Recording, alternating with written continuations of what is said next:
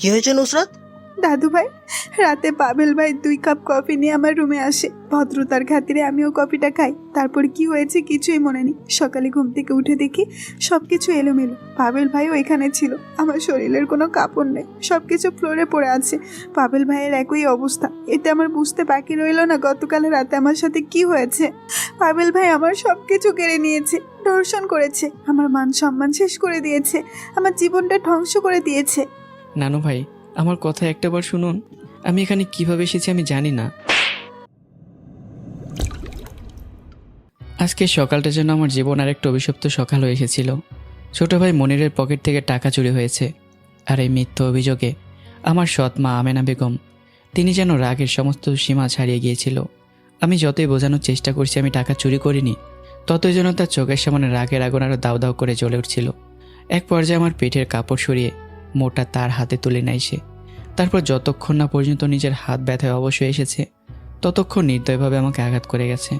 প্রতিটি আঘাতে আমার শরীর কেঁপে উঠেছে, কিন্তু মুখ দিয়ে একটা কথা বের হয়নি, কোনো প্রতিবাদের শব্দ বের হয়নি।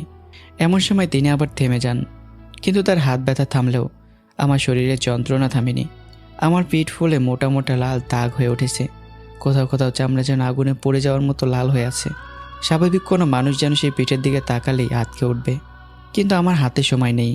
শরীরের প্রতিটি অস্তিত্বে যন্ত্রণা নিয়ে সেই কষ্টকে বুকের ভিতর চাপা দিয়ে আমি কোনোভাবে ভার্সিটির গেটে এসে পৌঁছালাম। কিন্তু গেট পেরোনোর আগেই হঠাৎ আমার পা থেমে গেল।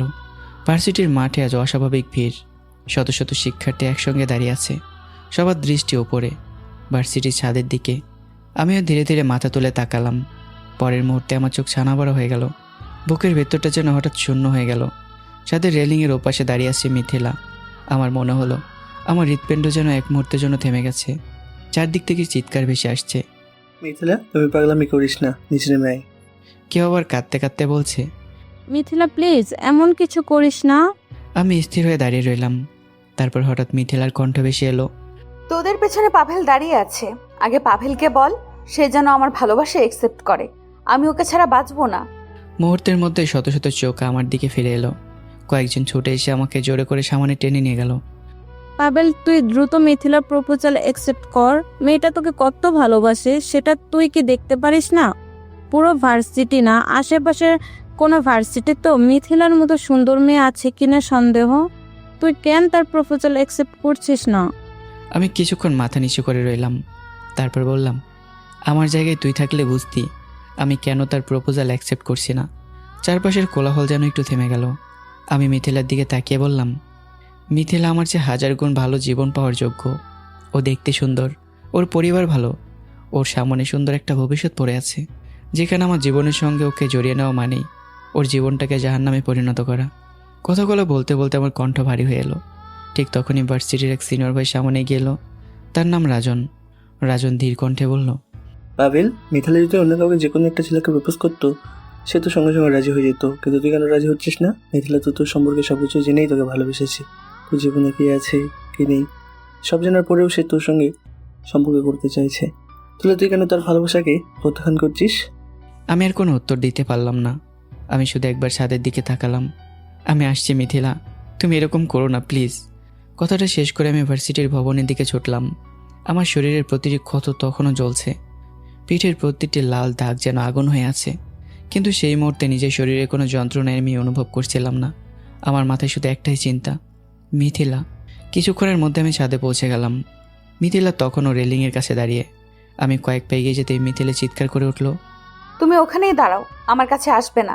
আগে বলো তুমি আমাকে ভালোবাসো কিনা। আমি থেমে গেলাম, আমার চোখে পানি। আমি মিথিলার দিকে তাকিয়ে বললাম, মিথিলা, তুমি ভালো করেই জানো আমার মা মারা যাওয়ার পর আমার পুরো জীবনটাই জাহান্নামে পরিণত হয়েছে।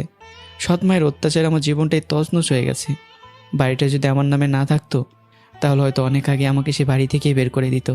পুরো ভার্সিটি সবাই হয়তো জানে না, কিন্তু তুমি তো জানো, কারণ তুমি শুধু আমার ভালোবাসার মানুষ নও, তুমি আমার প্রতিবেশী। তুমি আমার পাশের বাসায় থাকো, আমার জীবনের প্রতিটি কষ্ট তুমি নিজের চোখে দেখেছো। মিথিলার চোখ বেয়ে তখন অশ্রু গড়িয়ে পড়ছে। সে মাথা নেড়ে বলল, আমি টাকা পয়সা ধন দৌলত কিছুই চাই না। আমি শুধু আমার পাভেলকে চাই। পড়াশোনা শেষ করে আমরা দুজন চাকরি করব, তারপর খুব সুন্দরভাবে জীবন কাটাবো। আমাদের হয়তো অনেক টাকা থাকবে না, কিন্তু ভালোবাসা থাকবে। শুধু তুমি আমার ভালোবাসাটা একসেপ্ট করো। আমি আর নিজেকে সামলাতে পারলাম না, চোখের পানি গড়িয়ে পড়লো গাল বেয়ে। শুধু দুহাত জোর করে মিথিলার দিকে তাকিয়ে আবার বললাম, এভাবে কেউ যদি একটা মানুষকে ভালোবাসে, এভাবে কেউ যদি একটা মানুষের জন্য পাগলামো করে, তাহলে সেই মানুষটার মন যতই পাথর হোক না কেন, যতই লোহার মতো শক্ত হোক না কেন, সেই মনও একদিন ভালোবাসার সামনে গলে যাবে। I love you my dear Mithila, you are my. বাক্যটা শেষ করার আগেই মিথিলা নিজেকে সামলাতে পারল না। সে ছুটে এসে আমার বুকের মধ্যে ঝাঁপিয়ে পড়ল। আমিও শক্ত করে তাকে জড়িয়ে ধরলাম। আর ঠিক সেই মুহূর্তে নিচে পুরো ভার্সিটি যেন উল্লাসে ফেটে পড়ল। চারদিক থেকে হাততালি, চিৎকার আর আনন্দের ধ্বনি উঠতে লাগলো। মনে হচ্ছিল আজ ভার্সিটিতে কোনো উৎসব বসেছে। কেউ চিৎকার করে বলছে, অবশেষে রাজি হয়েছে। কেউ আবার বলছে, এই ভালোবাসা জয়ী হতেই হবে। ভার্সিটির ছাদ থেকে দুজন নিচে নামতেই চারদিক থেকে সবাই আমাকে অভিনন্দন জানাতে শুরু করলো। কারণ মিথিলার মতো সুন্দরী মেয়ে শুধু এই ভার্সিটিতেই নয়, আশেপাশের কোনো ভার্সিটিতেও মনে হয় না নাই, এমনটাই সবার ধারণা। আর সেই মিথিলাই ভালোবেসেছে আমাকে। আমাদের ভালোবাসার গল্প তখন পুরো ভার্সিটির মুখে মুখে। কেউ যখন ভালোবাসার উদাহরণ দিতে চাইতো, তখন সবার আগে আমার আর মিথিলার নামই উঠে আসতো। মিথিলা একদিন আমাকে না দেখলে তার ভিতরে যেন ঝড় তুফান শুরু হয়ে যেত। মনে হতো কেউ যেন তার বুকের ভেতর থেকে কলিজাটাই ছিঁড়ে নিয়ে গেছে। আর আমি সৎ মায়ের নির্যাতনে যতই কষ্ট পাই, যতই আমার শরীর আর মন ক্ষতবিক্ষত হোক, মিথিলা ছিল আমার সমস্ত কষ্টের বিপরীতে দাঁড়িয়ে থাকে এক টুকরো শান্তি। মিথিলাকে দেখলে আমার সমস্ত যন্ত্রণা কোথায় যেন মিলে যেত। মনে হতো জীবনে আমি কোনো কষ্টই পাইনি। প্রতিদিন আমি একটা স্বপ্ন দেখতাম, ভার্সিটির পড়াশোনা শেষ করব দুজন, তারপর দুজনই ভালো একটা চাকরি করব, তারপর বিয়ে করে এই সমস্ত কোলাহল, সমস্ত কষ্ট আর অতীতকে পেছনে ফেলে অনেক দূরে চলে যাব। সেখানে থাকবে না কোনো সৎ মায়ের অত্যাচার, থাকবে না কোনো অপমান, থাকবো শুধু আমরা দুজন। নিজেদের একটা ছোট্ট ঘর হবে, নিজেদের একটা ছোট্ট সংসার হবে, নিজেদের তৈরি করা একটা আলাদা পৃথিবী হবে, একটা ছোট্ট স্বর্গ। আর সেই স্বর্গের একমাত্র মানুষ হব মিথিলা আর আমি। তখন আমি জানতাম না যে ভালোবাসাকে নিজের জীবনের সবচেয়ে নিরাপদ আশ্রয় মনে করছি, একদিন সেই ভালোবাসা আমার জীবনের সবচেয়ে বড় ঝড় হয়ে দাঁড়াবে। যে মেয়েটার জন্য আজ পুরো ভার্সিটি আমাকে অভিনন্দন জানাচ্ছে, একদিন সেই মেয়েটি পরিবারই আমার বিরুদ্ধে এমন এক অভিযোগ তুলবে, যে অভিযোগের ভারে আমার ভালোবাসার সম্মান, পরিচয় সব কিছু মুহূর্তের মধ্যে প্রশ্নের মুখে পড়ে যাবে। ভার্সিটির পুকুরপাড়ার পাশাপাশি বসেছিলাম আমি আর মিথিলা। বিকেলের নরম বাতাসে পুকুরের পানিতে ছোট ছোট ঢেউ উঠছিল। চারপাশের কোলাহল থেকে একটু দূরে বসে দুজনে নিজেদের ছোট্ট পৃথিবীতে হারিয়েছিলাম। ঠিক তখনই পেছন থেকে রাশেদ এসে আচমকা আমার পিঠে জোরে একটা থাপ্পড় মেরে বলল, দোস্ত, তুই তো প্রথম বলে ছক্কা মেরে দিয়েছিস। ভার্সিটির সবার ক্রাশ, সবচেয়ে সুন্দর মেয়েটা এখন তোর গার্লফ্রেন্ড। রাশেদের কথা শুনে মিথিলা লজ্জায় মৃদু হেসে বলল, রাশেদ ভাই, হয়েছে হয়েছে, আর পাম দিতে হবে না। রাশেদ এবার হাসতে হাসতে বলল, মিথিলা, পাম দিচ্ছি না, এটা সত্যি কথা। তোর উপর পুরো ভার্সিটির ছেলেরা ক্রাশ খায়, কিন্তু একটা কথা আমি বলে দিছি। হঠাৎ রাশেদের কণ্ঠস্বর বদলে গেল। সে আমার দিকে তাকিয়ে বলল, আমার বন্ধুটাকেও আমি ছোটবেলা থেকে চিনি, সারা জীবন অনেক কষ্ট করেছে ও। তুই যদি ওকে নতুন করে কোনো কষ্ট দিস, তাহলে তোর জীবনে আমার চেয়ে খারাপ আর কেউ হবে না। কথাটা শুনে আমি কিছুক্ষণ নীরবে রাশেদের দিকে তাকিয়ে রইলাম। আমার বুকের ভেতরটা হঠাৎ যেন কেমন ভরে গেল। দুনিয়া আমার আপন বলতে সত্যিই মাত্র দুইজন বন্ধু, একজন রাশেদ, আরেকজন রাহাত, যে বর্তমানে বিদেশের মাটিতে প্রবাস জীবন কাটাচ্ছে। জীবনের সবচেয়ে কঠিন সময়েও এই দুজন বন্ধু কখনো একা হতে দেয়নি। মিথিলা এবার আমার হাতটা শক্ত করে জড়িয়ে ধরল, তারপর আমার দিকে তাকিয়ে দৃঢ় কণ্ঠে বলল, এই জীবন থাকতে কখনো আমি আপনার বন্ধুর হাত ছাড়বো না, কথা দিলাম। আমি শুধু মৃদু হাসলাম। তবে সেদিন বুঝতে পারিনি মানুষের জীবনের সবচেয়ে বড় সুখের মুহূর্তগুলোই পরে কখনো কখনো সবচেয়ে বড় পরীক্ষা এসে দাঁড়ায়। সেদিন বাড়িতে ফেরার পরও আমার জন্য অপেক্ষা করছিল এক পৃথিবী। সৎমা আমেনা বেগম আমাকে দিয়ে প্রায় ঘরের সব কাজই করিয়ে নিল, সকাল থেকে রাত পর্যন্ত একের পর এক কাজ। অথচ এত কিছুর পরেও রাতে আমার জন্য খাবারই রাখা হলো না। আমি চাইলে বাড়ি থেকে চলে যেতে পারতাম, কিন্তু তাহলে আমার পড়াশোনা বন্ধ হয়ে যাবে। আমার সামনে যে সামান্য একটা ভবিষ্যৎ দাঁড়িয়ে আছে, সেটাও অন্ধকারে হারিয়ে যাবে। তাই সব অপমান, কষ্ট আর সব অবহেলা বুকের ভেতর চাপা দিয়ে আমি এই বাড়িতেই পড়ে আছি। একদিন আমার ছোট সৎ ভাই মনির আমার হাতে 500 টাকা দিয়ে বলল, পাভেল ভাই, এই 500 টাকা নাও, আমার জন্য এই লিস্টের জিনিসগুলো নিয়ে আসবে। প্রায় 350 টাকা খরচ হবে, বাকি 150 টাকা তুমি রেখে দিও। কথাটা শুনে আমি কিছুক্ষণ চুপ করে রইলাম।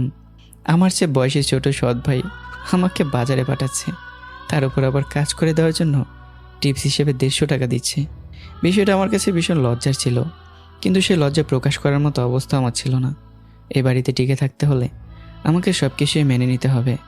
আমার বাবা দীর্ঘদিন সৌদি আরবে থাকতেন, 5-6 বছর পর একবার দেশে আসতেন, আর যখন কয়েক মাসের জন্য বাড়িতে থাকতেন তখন আমার জীবনটা কিছুটা হলেও উন্নত হয়ে উঠত। বাবার উপস্থিতির কারণে মা তখন আমার সঙ্গে খারাপ ব্যবহার করার সাহসই পেত না, কিন্তু বাবা আবার বিদেশে ফিরে গেলেই শুরু হতো আগের সেই ঘটনা, আগের সেই জীবন। সেদিন ছোট ভাই মনিরের জন্য বাজার করতে মার্কেটে গিয়েছিলাম। হাতে ছিল বাজারের লিস্ট, মনের ভিতর ছিল হাজারো চিন্তা। হঠাৎ দোকানের ভিড়ের মধ্যে আমার চোখ আটকে গেল একটা দৃশ্যে। মিথিলা। আমার পা যেন মাটির সঙ্গে আটকে গেল। মিথিলা একটা ছেলের হাত জড়িয়ে ধরে এক দোকান থেকে আরেক দোকানে ঘুরছে, কখনো হাসছে, কখনো ছেলেটার সঙ্গে কথা বলছে, আবার কখনো দুজন মিলে বিভিন্ন জিনিস দেখছে। আমার চোখের সামনে মুহূর্তে যেন পৃথিবীটা থেমে গেল। আমি স্থির হয়ে দাঁড়িয়ে রইলাম। এটা কি সত্যিই মিথিলা, যে মেয়েটা কিছুদিন আগে আমার হাত ধরে বলেছিল? এই জীবন থাকতে কখনো আমি আপনার বন্ধুর হাত ছাড়বো না। যে মেয়েটাকে ভালোবেসে নিজের জীবনের একমাত্র সুখ মনে করছিলাম, আজ সেই মেয়েটাই অন্য একটা ছেলের হাত ধরে শপিং করছে। ঠিক তখনই মিথিলা চোখ পড়ল আমার উপর। মুহূর্তের মধ্যে মিথিলার মুখের হাসি মিলে গেল। সে যেন ভয় পেয়ে গেল, তাড়াতাড়ি নিজের মুখ ঢেকে ফেললো এবং আমার চোখ এড়িয়ে সরে যাওয়ার চেষ্টা করলো। কিন্তু ততক্ষণ অনেক দেরি হয়ে গেছে। আমি তো সব কিছু দেখিয়ে ফেলেছি। আমার শরীর যেন কেঁপে উঠল।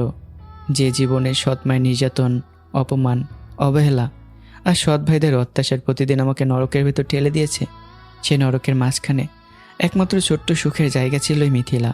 মিথিলাই ছিল আমার স্বপ্ন, মিথিলাই ছিল আমার বেঁচে থাকার কারণ। আর আজ সে মিথিলাই যেন অন্য একটা পুরুষের হাত ধরে দোকানে দোকানে ঘুরছে। আমার বুকের ভেতরটা যেন কেউ মুঠো করে চেপে ধরলো। আমি আর এক মুহূর্ত সেখানে দাঁড়িয়ে থাকতে পারলাম না। দ্রুত মনের জন্য প্রয়োজনীয় জিনিসপত্র কিনে নিলাম। তারপর ছুটে বেরিয়ে গেলাম মার্কেট থেকে। বাসায় ফিরে নিজের হাতে থাকা পুরনো ভাঙ্গা নোকিয়া মোবাইলটা বের করলাম। মোবাইলটার শরীর এমনিতেই জোড়াতাড়ি দিয়ে পেঁচিয়ে রাখা ছিল। আমি সেটা সুইচ বন্ধ করে দিলাম। তারপর কারোর সঙ্গে কোনো কথা না বলে সোজা বাড়ির ছাদে চলে গেলাম। ছাদে পৌঁছে আমি নিজেকে ধরে রাখতে পারলাম না। বুক ফেটে কান্না বেরিয়ে এলো। আমি কাঁপছিলাম, অজরে কাঁদছিলাম। মনে হচ্ছিল এতদিন ধরে বুকের ভিতরে জমে থাকা সমস্ত কষ্ট একসঙ্গে বেরিয়ে আসছে। সেদিন আমার কান্না দেখে আকাশও যেন নিজেকে ধরে রাখতে পারল না। হঠাৎই আকাশ কালো হয়ে গেল, গর্জে উঠল মেঘ। তারপর শুরু হলো মুষলধারে বৃষ্টি। মনে হচ্ছিল আকাশের কান্নাও যেন আমার কান্নার সঙ্গে পাল্লা দিচ্ছে। কিন্তু আমার কান্না চেয়ে তীব্র ছিল আমার বুকের ভিতরের ভাঙন। আমি সারা রাত বৃষ্টির মধ্যে ছাদে বসেছিলাম। বৃষ্টির পানিতে আমার শরীর ভিজে ঠান্ডায় কাঁপতে কাঁপতে একসময় জ্ঞান হারিয়ে ফেলি। পরদিন সকালে তীব্র রোদ এসে আমার মুখে পড়ে। ধীরে ধীরে চোখ খুললাম। শরীর যেন নিজের মনেই হচ্ছিল না। কষ্ট করে উঠে দাঁড়ালাম। চারদিকে তাকিয়ে কিছুক্ষণ নীরব রইলাম। তারপর নিজের কাছে নিজের মতো করে বললাম, আমি তো জানতাম নারীর অপর নাম ছলনা। তাদের ছলনায় বীর থেকে বীর পুরুষও ধ্বংস হয়ে যেতে পারে। আর আমি পাবেল, আমি সেখানে কি জিনিস? কথাগুলো বলতে বলতে আবার চোখ ভিজে উঠল। আকাশের দিকে তাকিয়ে বললাম, মিথিলা, তুমি কাজটা ভালো করোনি। অন্যদিকে মিথিলা তখন মার্কেট থেকে ফিরে আমাকে খুঁজতে ছুটে এসেছিল। আমাদের বাড়ির আশেপাশে অনেক খুঁজলো, কিন্তু কোথাও আমাকে পেল না। শেষ পর্যন্ত নিরাশ হয়ে নিজের বাড়িতে ফিরে গেল মিথিলা। ফিরেই বারবার আমার মোবাইলে কল দিতে লাগলো, কিন্তু ফোন বন্ধ। একবার, দুবার, তিনবার, বারবার কল করেও কোনো সাড়া পেল না। মিথিলার বুকের ভেতরটা অজানা একটা আতঙ্কে কেঁপে উঠল।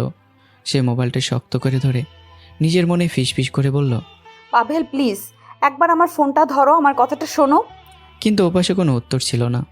আর সে নীরবতার আড়ালেই ধীরে ধীরে তৈরি হচ্ছিল এমন এক ভুল বোঝাবুঝি। এভাবেই কেটে গেল 2 দিন। আমি নিজের ঘর থেকে প্রায় বেরই হলাম না। মিথিলার সঙ্গে দেখা করার সাহসও হলো না। কারোর সঙ্গে কথা বলার ইচ্ছে হলো না। সৎ মা আমেনা বেগম যখনই কোনো কাজের জন্য ডাকতো, আমি নীরবে উঠে যেতাম। ঘরের কাজ করতাম, কাপড় ধুয়ে দিতাম, এদিক ওদিক কাজ করে দিতাম।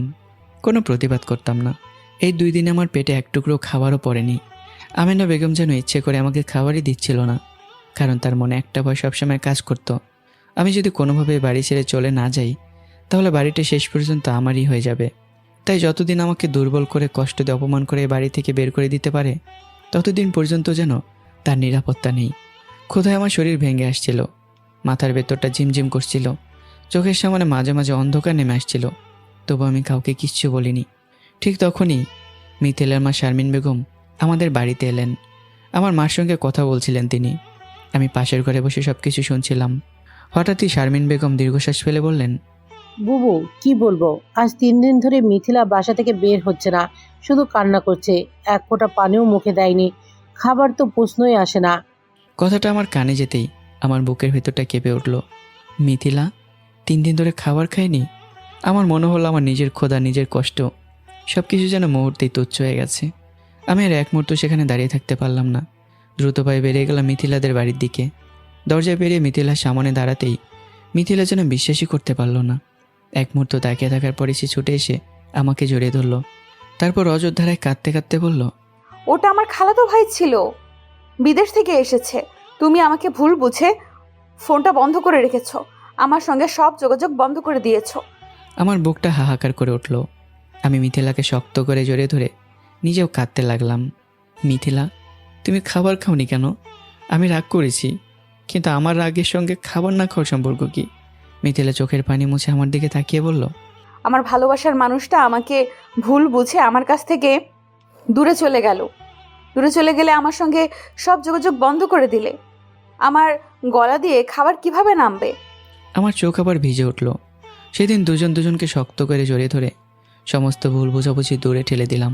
ভালোবাসার চাদরের নিচে আবারও নিজেদের লুকিয়ে ফেললাম আমরা। মনে হলো আমাদের মাঝখানে যে দূরত্ব তৈরি হয়েছিল সেটাও যেন কখনো ছিলই না। পরদিন ভার্সিটি যাওয়ার সময় রাশেদ আমার উপর প্রচণ্ড রেগে গেল। তোর ফোন বন্ধ কেন? একটা ফোন দিতে চাইলে তুই ধরিস না, আর তোর সৎ মায়ের কারণে তোর বাড়িতেও যেতে পারি না। 2 দিন ধরে আমার টেনশনে মাথা রক ফেটে যাচ্ছে। আমি কিছু না বলে বন্ধুটাকে জড়িয়ে ধরলাম। সরি রে দোস্ত। রাশেদের রাগ আর ধরে রাখার মতো রইল না। আমাকে জড়িয়ে ধরে সে বলল, আর কখনো এমন করিস না। এভাবেই দিন পেরিয়ে গেল। 1 দিন 2 দিন এভাবে কেটে গেল 1টা মাস। আমার আর মিথিলার সম্পর্ক আবার আগের মতো চলতে লাগলো। কিন্তু সুখের এই সময়টাও যেন বেশি দীর্ঘ হলো না। কিন্তু সেটা কেউই জানতাম না। একদিন হঠাৎ রাশেদ আমার কাছে এসে নিজের মোবাইল বের করলো। পাবেল, এটা দেখ। ভিডিওটা চালু করতেই আমার চোখ স্ক্রিনের দিকে আটকে গেল। একটা পার্ক, সেখানে মিথিলা, তার সঙ্গে একটা ছেলে। মিথিলা ছেলেটাকে ফুচকা খাইয়ে দিচ্ছে, ছেলেটাও মিথিলাকে ফুচকা খাইয়ে দিচ্ছে। দুজনকে দেখে মনে হচ্ছে তাদের মধ্যে সম্পর্কটা নিছক পরিচয়ের নয়। ভিডিও চলতে থাকে। ফুচকা খাওয়া শেষ করে তার পার্কের ভেতর অনেকক্ষণ ঘোরাঘুরি করে। শেষে ছেলেটা চলে যাওয়ার সময় মিথিলাকে জড়িয়ে ধরে, তারপর কপালে চুমু দেয়। ভিডিওটা সেখানেই শেষ। আমার শরীর কেঁপে উঠল। মুহূর্তের মধ্যে আমার চোখের সামনে সব কিছু ঝাপসা হয়ে গেল। আমি যেন দাঁড়িয়ে থাকার শক্তিটুকু হারিয়ে ফেললাম। রাশেদ তাড়াতাড়ি আমাকে ধরে ফেললো। পাভেল, এভাবে ভেঙে পড়িস না। আমি কোনো উত্তর দিতে পারলাম না। রাশেদ বলল, আমি কাল আকির সঙ্গে দেখা করার জন্য পার্কে গিয়েছিলাম, সেখানে এসব দেখে তাই ভিডিও করেছি। মিথিলাকে একটা শিক্ষা দিতে হবে, চল আমার সঙ্গে। আমি কিছুক্ষণ চুপ থেকে রাশেদের সঙ্গে বেরিয়ে পড়লাম। প্রথমে মিথিলাকে ফোন করলাম, 1 বার 2 বার 3 বার, কিন্তু ফোন ধরল না। শেষ পর্যন্ত মিথিলাকে খুঁজতে শুরু করলাম। অনেক খোঁজাখুঁজির পর হঠাৎ ভার্সিটির পুকুর পাড়ের দিকে চোখ গেল। জোপের আড়ালে 2 জন মানুষ দাঁড়িয়ে। আমি থেমে গেলাম। পরের মুহূর্তে আমার চোখের সামনে এমন এক দৃশ্য ভেসে উঠল যে আমার সমস্ত পৃথিবীকে একসঙ্গে ভেঙে দেওয়ার জন্য যথেষ্ট। মিথিলা আর তার সঙ্গে ভার্সিটির সেই সিনিয়র বড় ভাই রাজন, 2 জন একে অপরকে জড়িয়ে ধরে আছে, আর তাদের ঠোঁট অপরের ঠোঁটকে চেপে ধরেছে, মানে কিস করেছে। আমার মাথার উপর যেন মুহূর্তের মধ্যে পুরো আকাশ ভেঙে পড়ল। আমার শরীর কেঁপে উঠল, রক্ত যেন টকবক করে ফুটতে লাগলো। আমি বড় বড় চোখে কিছুক্ষণ সেই দৃশ্যের দিকে তাকিয়ে রইলাম। তারপর বুক ফাটে একটা চিৎকার বেরিয়ে এলো, মিথিলা! আমার চিৎকার শুনে মিথিলা রাজন একে অপরকে সঙ্গে সঙ্গে ছেড়ে দিল। মিথিলা কয়েক পা দূরে সরে গিয়ে আমার দিকে তাকিয়ে রইল, তার চোখে আতঙ্ক। সে দ্রুত আমার কাছে এগিয়ে এসে আমার হাত ধরতে এলো। পাভেল, তুমি? কথাটা শেষ করার আগেই আমার জমে থাকা সমস্ত রাগ, অপমান, কষ্ট আর প্রতারণার অনুভূতি বিস্ফোরণের মতো বেরিয়ে এলো। আমি মিথিলার গালে পরপর 2টি থাপ্পড় মারলাম। চারপাশ মুহূর্তের মধ্যে নিস্তব্ধ হয়ে গেল। চরিত্রহীন, লম্পট মেয়ে, তোর কয়টা পুরুষ লাগে? তোকে দেখে আমার ঘৃণা হয়। আমার বুক ওঠানামা করছিল, চোখ লাল হয়ে উঠেছিল। তুই জানিস, সৎমায়ের নির্যাতন আর অত্যাচারে আমার পুরো জীবনটা জাহান্নাম হয়ে গেছে। সেই জাহান্নামের মধ্যে এক টুকরো সুখ ছিলি তুই, একমাত্র তুই। আর তুই আমার সঙ্গে প্রতারণা করলি। আমার কথাগুলো যেন মিথিলার বুকে আগুন ধরিয়ে দিল। অপমান, রাগ আর অভিমানে মিথিলাও নিজেকে সামলাতে পারল না। সে আমার গালে 2টি থাপ্পড় মেরে চিৎকার করে বলল, হ্যাঁ, আমি চরিত্রহীন। তুই যেমন কাপড় পরিবর্তন করিস আমিও তেমনি পুরুষ পরিবর্তন করি। তোর সমস্যা কি? তুই তো একজন ভিখারির মতো, 2 বেলা খাবারও ঠিকমতো জোটে না তো কপালে। কথাগুলো শেষ হওয়ার সঙ্গে সঙ্গে আমি যেন পাথর হয়ে গেলাম। আমার মুখের সমস্ত রাগ মুহূর্তের মধ্যে নিভে গেল। মিথিলা সেই কথাগুলো আমার শরীরে আঘাতের চেয়েও গভীরভাবে বুকের ভিতর আঘাত করলো। যে মানুষটার সামনে আমি নিজের জীবনের সব দুর্বলতা খুলে দিয়েছিলাম, যে মানুষটার কাছে নিজের দারিদ্র্য, অপমান আর কষ্টের কথা বলতেও লজ্জা পাইনি, আজ সে মানুষটাই আমার সবচেয়ে বড় দুর্বলতাকে অস্ত্র বানিয়ে আমাকে আঘাত করলো। আমার শরীর থেকে যেন সমস্ত শক্তি নিঃশেষ হয়ে গেল। রাশেদা নিজেকে সামলাতে পারল না। রাগে এগিয়ে এসে মিথিলাকে 2টি থাপ্পড় মারল। চারপাশে ততক্ষণে ভার্সিটির অসংখ্য শিক্ষার্থী জড়ো হয়ে গেছে। সব চোখ এখন শুধু 3 জনের দিকে, আমি, মিথিলা আর রাশেদ। কেউ কোনো কথা বলছি না, সবাই অবাক হয়ে তাকিয়ে আছে। মিথিলার চোখে তখন রাগ, অপমান আর প্রতিশোধের আগুন। রাশেদ দাঁতে দাঁত চেপে বলল, তোদের মতো কিছু চরিত্রহীন নারীর জন্য আজ সম্পর্কের প্রতি বিশ্বাসই নষ্ট হয়ে যায়। তুই সত্যি বলেছিস, পাভেল যেমন কাপড় পরিবর্তনের করে তুই তেমনি পুরুষ পরিবর্তন করিস। মিথিলার চোখ আরও লাল হয়ে উঠল। সে গর্জে বলল, রাশেদ, পাভেল, তোরা আমাকে থাপ্পড় দিয়ে পুরো ভার্সিটির সামনে অপমান করেছিস। আমি কসম করছি তোদের এমন অবস্থা করব যে এই দেশ, এই পৃথিবীর বুকে তোরা মুখ দেখানোর মতো অবস্থায় থাকবে না। রাশেদ এক পা সামনে এগিয়ে এলো। তার চোখে তখন আগুন। সে কঠিন কণ্ঠে বলল, তার আগে তোর আমি এমন অবস্থা করব, তোর ওই নষ্ট জীবনের অস্তিত্বই মুছে যাবে। কথাগুলো শুনে চারপাশে আবার চাপা গুঞ্জন শুরু হলো। কেউ বুঝতে পারছিল না আসলে সত্যিটা কি। কেউ জানতো না ভিডিওতে দেখা ছেলেটা কে। কেউ জানতো না রাজনের সঙ্গে মিথিলার এই দৃশ্যের পেছনে কী রহস্য লুকিয়ে আছে। আর সবচেয়ে বড় কথা, আমিও জানতাম না। আমি শুধু নিজের চোখে দেখা দৃশ্য আর কানে শোনা কথাগুলোকেই সত্যি মনে করছিলাম। কিন্তু সত্য কখনো কখনো চোখে দেখা দৃশ্যের চেয়েও অনেক গভীরে লুকিয়ে থাকে। মিথিলা আর আমার মধ্যে সেই দিনের ঝড়ের খবর খুব বেশি সময় গোপন থাকলো না। কথাগুলো কোনো একভাবে মিথিলার বাবা আমিনুল ইসলামের কানে পৌঁছে গেল। মেয়ের মুখ থেকে সব কিছু শোনার পর তার রাগ যেন নিয়ন্ত্রণের বাইরে চলে গেল। নিজের মেয়েকে তিনি প্রচণ্ড মারধর করলেন। তারপর কঠিন সিদ্ধান্ত নিলেন, মিথিলার ভার্সিটি যাবে না। সেদিন থেকে মিথিলার ভার্সিটি যাওয়া বন্ধ হয়ে গেল। কিন্তু আমি আর রাশেদ এসবের কিছুই জানতাম না। মিথিলার পরিবার সহজে ঘরের কোনো কথা বাইরের মানুষের কাছে প্রকাশ করতো না। তাই মিথিলার উপর কী ঘটেছে, কেন সে ভার্সিটি আসছে না, এসবের কিছু আমার কানে পৌঁছালো না। এদিকে দিন যতই যাচ্ছিল আমি ততই ভেতর থেকে ভেঙে পড়ছিলাম। 1 দিন, 2 দিন, 3 দিন, দেখতে দেখতে 15 দিন কেটে গেল। 15 দিন ধরে মিথিলা ভার্সিটি নেই।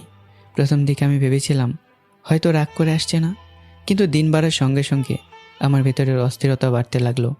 রাশেদের কোনো ধারণা ছিল না আসলে কি ঘটেছে। দুজনের ধারণা ছিল মিথিলা হয়তো আমাদের উপর রাগ করে ইচ্ছে করে দূরে সরে গেছে। কিন্তু আমরা জানতাম না মিথিলা নিজের বাড়ির ভেতরে অন্য এক যন্ত্রণার মধ্যে দিন কাটাচ্ছে। এদিকে আমি নিজেও দিন দিন আরও নিঃস্ব হয়ে যাচ্ছিলাম।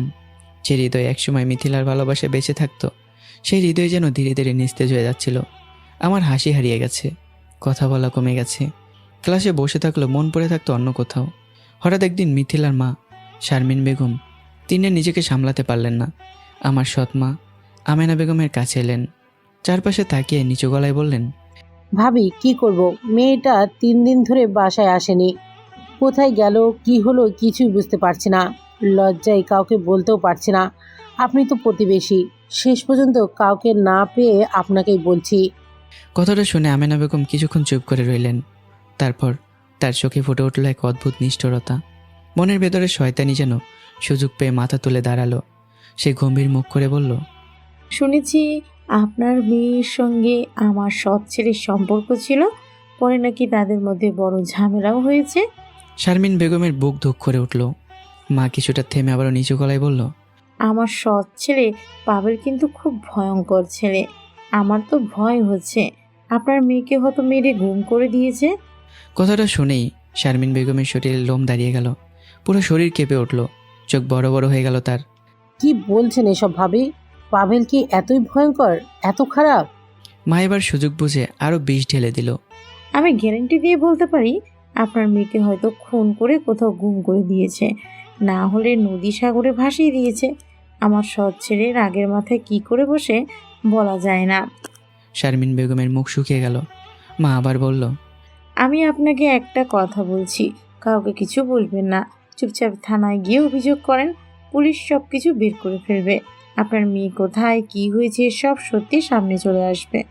শারমিন বেগম আর কোনো কথা বলতে পারলেন না। ভয়, দুশ্চিন্তা, সন্দেহ একসঙ্গে তার মাথার ভেতর ঘুরপাক খেতে লাগলো। তিনি দ্রুত সেখান থেকে চলে গেলেন। কিন্তু মার মুখে তখন ফুটে উঠেছিল এক অদ্ভুত তৃপ্তির হাসি। সে জানতো না তার এই মিথ্যা কথাগুলো কয়েক ঘন্টার মধ্যেই আমার জীবনের উপর এমন এক ঝড় নামিয়ে আনবে, যার আঘাত থেকে বেরিয়ে আসা হয়তো আমার পক্ষে সম্ভব হবে না। পরদিন ভার্সিটির পুকুর পাশে বসেছিলাম আমি আর রাশেদ। আমি চুপচাপ পানির দিকে তাকিয়েছিলাম। আমার মন যেন বহু আগেই মরে গেছে। মিথিলা নেই, কোথায় আছে, কেমন আছে, কিচ্ছু জানি না। কথা বলতে বলতে হঠাৎ পুকুর পাড়ে কয়েকজন পুলিশ এসে দাঁড়ালো। আমি আর রাশেদ কিছু বুঝে ওঠার আগেই পুলিশ আমাদের হাত ধরে ফেললো। এই কি করছেন আপনারা? আমি উঠে দাঁড়াতে গিয়েও থেমে গেলাম। একজন পুলিশ আমার হাতে হাতকড়া পরিয়ে দিল, অন্যদিকে রাশেদের হাতেও হাতকড়া লাগানো হলো। দুজনকে টেনে নিয়ে যেতে শুরু করলো পুলিশ। রাশেদ প্রচণ্ড বিস্ময় চিৎকার করে উঠল। অফিসার, আমাদের কেন ধরছেন? অন্তত কারণটা তো বলেন। একজন পুলিশ অফিসার কঠিন মুখে বলল, তোরা দুজন পাভেল আর রাশেদ, তাই না? সে চোখ বড় বড় করে বলল, জি, কিন্তু কেন? অফিসার এবার ঠান্ডা গলায় বলল, তোদের বিরুদ্ধে মিথিলাকে হত্যা করে গুম করার অভিযোগ এসেছে। কথাটা শোনার সঙ্গে সঙ্গে দুজনের চোখ বড় বড় হয়ে গেল। মনে হলো চোখ দুটো যেন কোটর ছেড়ে বেরিয়ে আসবে। আমার বুকের ভেতর হৃৎপিণ্ড এমনভাবে ছুটতে লাগলো যেন বুকের পাঁজর ভেঙে বেরিয়ে আসবে। হত্যা? মিথিলাকে হত্যা? রাশেদ অবাক হয়ে দাঁড়িয়ে রইল। সে চিৎকার করে বলল, কিন্তু মিথিলা বেঁচে আছে। আমরা তো... কথাটা শেষ করার আগেই পুলিশ আমাদের টেনে নিয়ে যেতে শুরু করলো। চারপাশে ততক্ষণে শিক্ষার্থীদের ভিড় জমে গেছে। কে বোঝার আগে খবরটা পুরো ভার্সিটিতে দাবানলের মতো ছড়িয়ে পড়ল। আমি আর রাশেদ নাকি মিথিলাকে হত্যা করে গুম করেছি। কেউ অবিশ্বাসের চোখে তাকিয়ে রইল, কেউ ফিসফিস করে বলতে লাগলো, অসম্ভব। আবার কেউ বলল, কিন্তু পুলিশ তো হাতকড়া পরিয়ে নিয়ে যাচ্ছে। আমি মাথা ঘুরিয়ে শেষবারের মতো ভার্সিটির দিকে তাকালাম।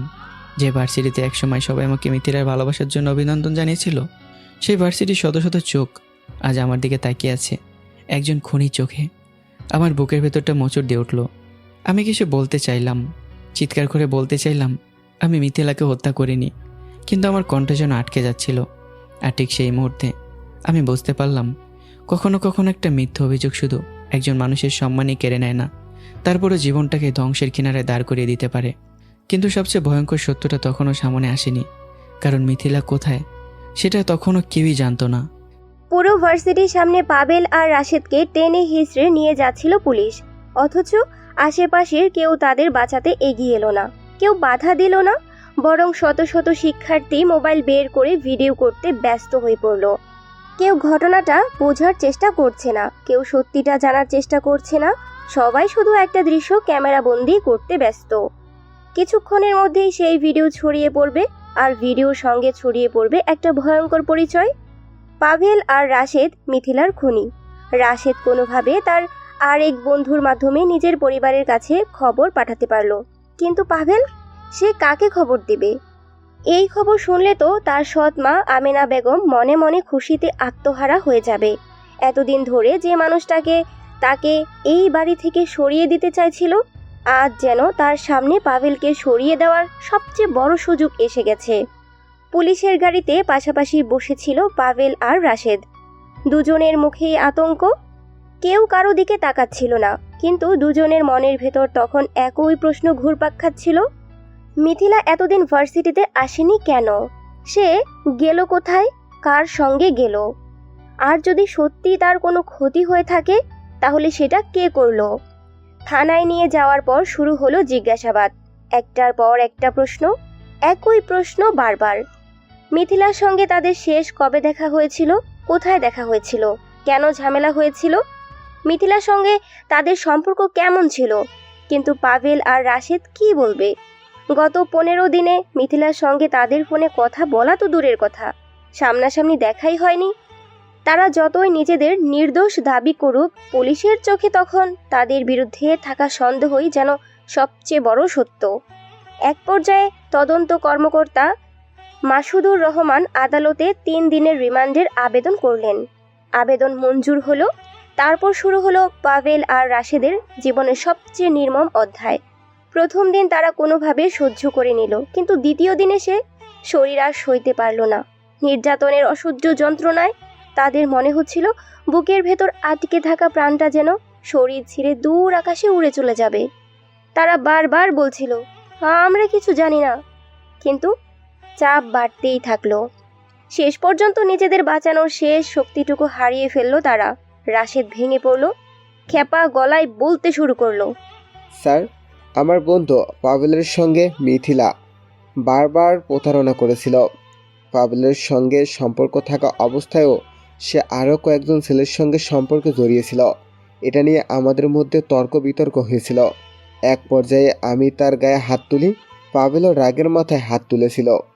রাশেদ দীর্ঘশ্বাস নিল, চোখ নামিয়ে আবার বলল, সেদিনের পর থেকে আমার বন্ধু পাভেল একেবারে ভেঙে পড়েছিল।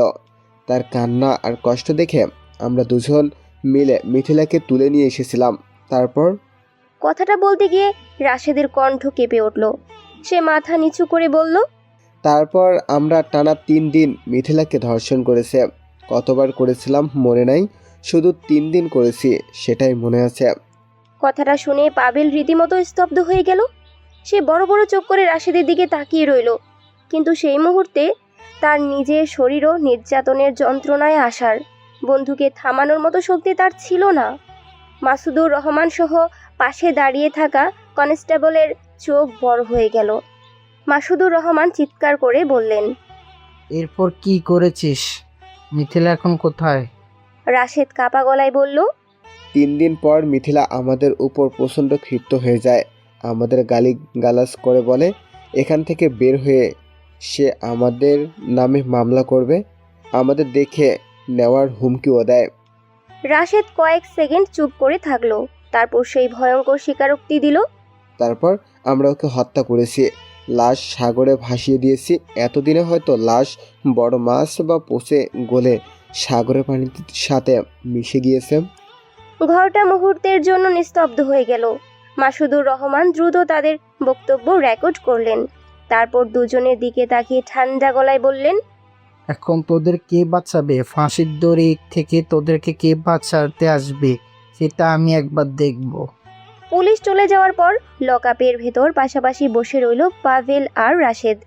পাভেল কিছুক্ষণ কোনো কথা বলতে পারল না, তারপর ভাঙা গলায় বলল, দোস্ত, এসব কি বললি? এখন তো আমাদের শেষ, মনে হয় আর কোনোদিন দুনিয়ার আলো দেখতে পারবো না। রাশেদ দেয়ালে মাথা ঠেকিয়ে বলল, সব কিছু স্বীকার না করলে আমরা হয়তো আগামীকাল পর্যন্ত এই পৃথিবীর আলো দেখতে পারতাম না। এভাবে দম বন্ধ হয়ে আসছিল পাভেল। দুজনেই নীরব হয়ে গেল। তারা জানতো না তাদের মুখ থেকে বেরিয়ে আসা কথাগুলো কয়েক ঘন্টার মধ্যেই তাদের জীবনের বিরুদ্ধে সবচেয়ে বড় প্রমাণ হয়ে দাঁড়াবে। পরবর্তীতে আদালতের তোলা হলো পাভেল আর রাশেদকে। 164 ধারায় জবানবন্দি দেয়। পুলিশের জিজ্ঞাসাবাদে তারা যা বলেছিল সেই কথাগুলোই তারা স্বীকারোক্তিমূলক জবানবন্দিতে বলে দেয়।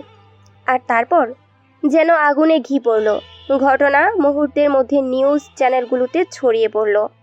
টেলিভিশন থেকে ফেসবুক, ফেসবুক থেকে ইউটিউব, ইউটিউব থেকে ইনস্টাগ্রাম, টিকটক, সব জায়গায় একটাই খবর, মিথিলা হত্যা ও নির্যাতন মামলায় 2 বিশ্ববিদ্যালয় শিক্ষার্থীর স্বীকারোক্তি। কিছুক্ষণের মধ্যে বিষয়টা জাতীয় আলোচনার কেন্দ্রে পরিণত হলো। দেশের বিভিন্ন জায়গায় আন্দোলন শুরু হয়ে গেল। রাস্তায় রাস্তায় স্লোগান উঠল, মিথিলা হত্যার বিচার চাই, ধর্ষণকারীদের ফাঁসি চাই, মিথিলার হত্যাকারীদের সর্বোচ্চ শাস্তি চাই। অন্যদিকে রাশেদের পরিবারও থানায় এসে পৌঁছালো। রাশেদের মা ছেলের দিকে তাকিয়ে কান্নায় ভেঙে পড়লেন, বললেন, তোর মতো সন্তান জন্ম দেওয়া আমাদের জীবনের সবচেয়ে বড় পাপ। তোর মুখ দেখাও আজ আমাদের কাছে পাপ মনে হচ্ছে। একটা মেয়েকে তোরা 3 জন ধরে কিভাবে ধর্ষণ করতে পারলি? তুই কি ভুলে গেছিস তোর মাও একজন নারী, তোর বোনও একজন নারী? তার বাবা দাঁতে দাঁত চেপে বললেন, তোকে জন্মের পরেই লবণ খেয়ে মেরে ফেলা উচিত ছিল। আজকের পর থেকে কোনোদিন আমাদের মা বাবা বলে ডাকবি না। তোর সঙ্গে আমাদের সব সম্পর্ক আজ থেকে শেষ। কথাগুলো বলে রাশেদের মা বাবা সেখান থেকে চলে গেলেন। রাশেদ মাথা নিচু করে বসে রইল। তার চোখ দিয়ে নিঃশব্দে পানি গড়িয়ে পড়তে লাগলো। কিছুক্ষণ পর সেখানে এলো পাভেলের সৎ মা আমেনা বেগম। তার চোখ দিয়ে পানি গড়িয়ে পড়ছে, কিন্তু সেই কান্নার আড়ালে কি লুকিয়ে আছে সেটা পাভেল তখন বুঝতে পারেনি। আমেনা বেগম কান্না করতে করতে বলল, পাভেল, তুই এটা কি করলি? তোকে মারতাম, শাসন করতাম, যেন তুই ভালো হোস, ভবিষ্যতে ভালো কিছু করতে পারিস, জীবনে উন্নতি করতে পারিস। এগুলো ছিল আমার শাসন, আমার ভালোবাসা। আর তুই এমন একটা অপরাধ করলি। পাভেল মাথা নিচু করে বসে রইল। তার ভেতরে তখন আর কিছু অবশিষ্ট ছিল না। রাশেদের বাবা মায়ের কথাগুলোই তার মাথার ভেতর ঘুরছিল। নিজেকে নির্দোষ প্রমাণ করার মতো কোনো ভাষা যেন তার কাছে ছিল না। আমেনা বেগম আবার বলল, শুনলাম তোদের দুজনের জামিন করাতে নাকি 50 লাখ টাকা লাগবে। এত টাকা আমি কোথায় পাবো? পাভেলের নিজের ভবিষ্যৎ নিয়ে তখন কোনো চিন্তা ছিল না। তার মাথায় শুধু রাশেদের কথা। সে চায় অত্যন্ত তার বন্ধুটাকে যেন এই অন্ধকার থেকে বের করে আনা যায়। পাভেল ধীরে ধীরে মাথা তুলে বলল, মা, 50 লাখ টাকা লাগলে তুমি ব্যবস্থা করো। প্রয়োজনে আমার বাড়িটা বিক্রি করে দাও। আমাকে না পারলেও আমার বন্ধুকে এখান থেকে বের করে দাও। আমেনা বেগম কিছুক্ষণ চুপ করে থেকে বলল, ঠিক আছে, আমি 1 সপ্তাহের মধ্যে কাগজপত্র সব তৈরি করে আনবো। তুই সাইন করে দিলেই বাড়িটা বিক্রি করে তোদের জামিনের ব্যবস্থা করব। কথাটা শুনে পাভেলের বুক থেকে যেন 1000 কেজি ওজনের একটা পাথর নেমে গেল। নিজের জন্য নয়, বন্ধুর জন্য। অন্ধকারের মধ্যে প্রথমবারের মতো তার মনে হলো। হয়তো রাশেদ অন্তত মুক্তওয়ালায় ফিরে যেতে পারবে। কিন্তু পাভেল জানতো না, যে মানুষটা তাকে এই আশ্বাস দিচ্ছে সেই মানুষটার হাতেই লুকিয়ে আছে তার জীবনের সবচেয়ে বড় বিশ্বাসঘাতকতার বীজ। মিথিলার বাড়িতে তখন যেন কান্নার কোনো শেষ নেই। মিথিলার মা, বাবা আর ছোট্ট ভাই অনেক একে অপরকে জড়িয়ে ধরে অঝরে কাঁদছিল। যে মেয়েটাকে তারা হাসতে দেখেছে, কথা বলতে দেখেছে, নিজের চোখের সামনে বড় করেছে, সেই মেয়েটার এমন ভয়ঙ্কর পরিণতি তারা কোনোদিন কল্পনাও করেনি। মিথিলার মা বুক চাপড়াতে চাপড়াতে হাহাকার করে বলছিলেন, আমার মেয়ের মতো এমন ভয়ঙ্কর মৃত্যু যেন আর কোনো সন্তানের ভাগ্যে না আসে। আল্লাহ, আমার মেয়েকে ফিরিয়ে দাও, আমার মিথিলাকে ফিরিয়ে দাও। আমার মেয়েকে ফিরিয়ে দাও আল্লাহ, আমার মেয়েকে ফিরিয়ে দাও। তাদের আহাজারিতে পুরো পরিবেশ যেন শোকে পরিণত হয়েছিল। এই কান্না শুধু মিথিলার বাড়ির 4 দেয়ালের মধ্যে আটকে থাকলো না, বাতাসের মতো ছড়িয়ে পড়ল সারা দেশে। ঘন্টার পর ঘন্টা যত গড়াতে লাগলো, ঘটনা ততই তীব্র রূপ নিতে লাগলো। বিশ্ববিদ্যালয় থেকে বিশ্ববিদ্যালয়ের খবর পৌঁছে গেল। দেশের বিভিন্ন প্রান্তের বিশ্ববিদ্যালয়ের ছাত্র ছাত্রীরা রাস্তায় নেমে এলো। ঢাকা, চট্টগ্রাম, বরিশাল, খুলনা থেকে শুরু করে দেশের বিভিন্ন বিভাগ ও শহরে আন্দোলন শুরু হলো। হাতে প্লেকার্ড, মুখে স্লোগান, একটাই দাবি, মিথিলা হত্যার বিচার চাই। একদিন এক সিনিয়র সাংবাদিক আন্দোলনকারীদের মাঝখানে দাঁড়িয়ে একজন আন্দোলনকারীকে প্রশ্ন করলেন, আপনারা এই আন্দোলন কতদিন চালিয়ে যাবেন? আপনাদের মূল উদ্দেশ্য কি? আপনাদের দাবি কি? আন্দোলনকারীদের মধ্যে থেকে একজন তীব্র গর্জনে বলে উঠল, আমাদের আন্দোলন চলবে যতক্ষণ না বিচার হয়। যে আসামিরা 146 দ্বারা স্বীকারোক্তিমূলক জবাববন্দিতে নিজের অপরাধ স্বীকার করেছে, আমরা তাদের সর্বোচ্চ শাস্তি ফাঁসি চাই। আরেকজন আন্দোলনকারী সামনে এগিয়ে এসে চিৎকার করে বলল, একটা মেয়েকে দিনের পর দিন ধর্ষণ করে নির্মমভাবে হত্যা করা হয়েছে। তার লাশ পর্যন্ত তার বাবা মা দেখতে পারেনি, সাগরে ভাসিয়ে দিয়েছে। মানুষ হয়ে মানুষ এমন করতে পারে? এরা মানুষ রূপে জানোয়ার। আমরা তাদের ফাঁসি চাই। সাংবাদিকদের ক্যামেরা তখন সবকিছু ধারণ করছে।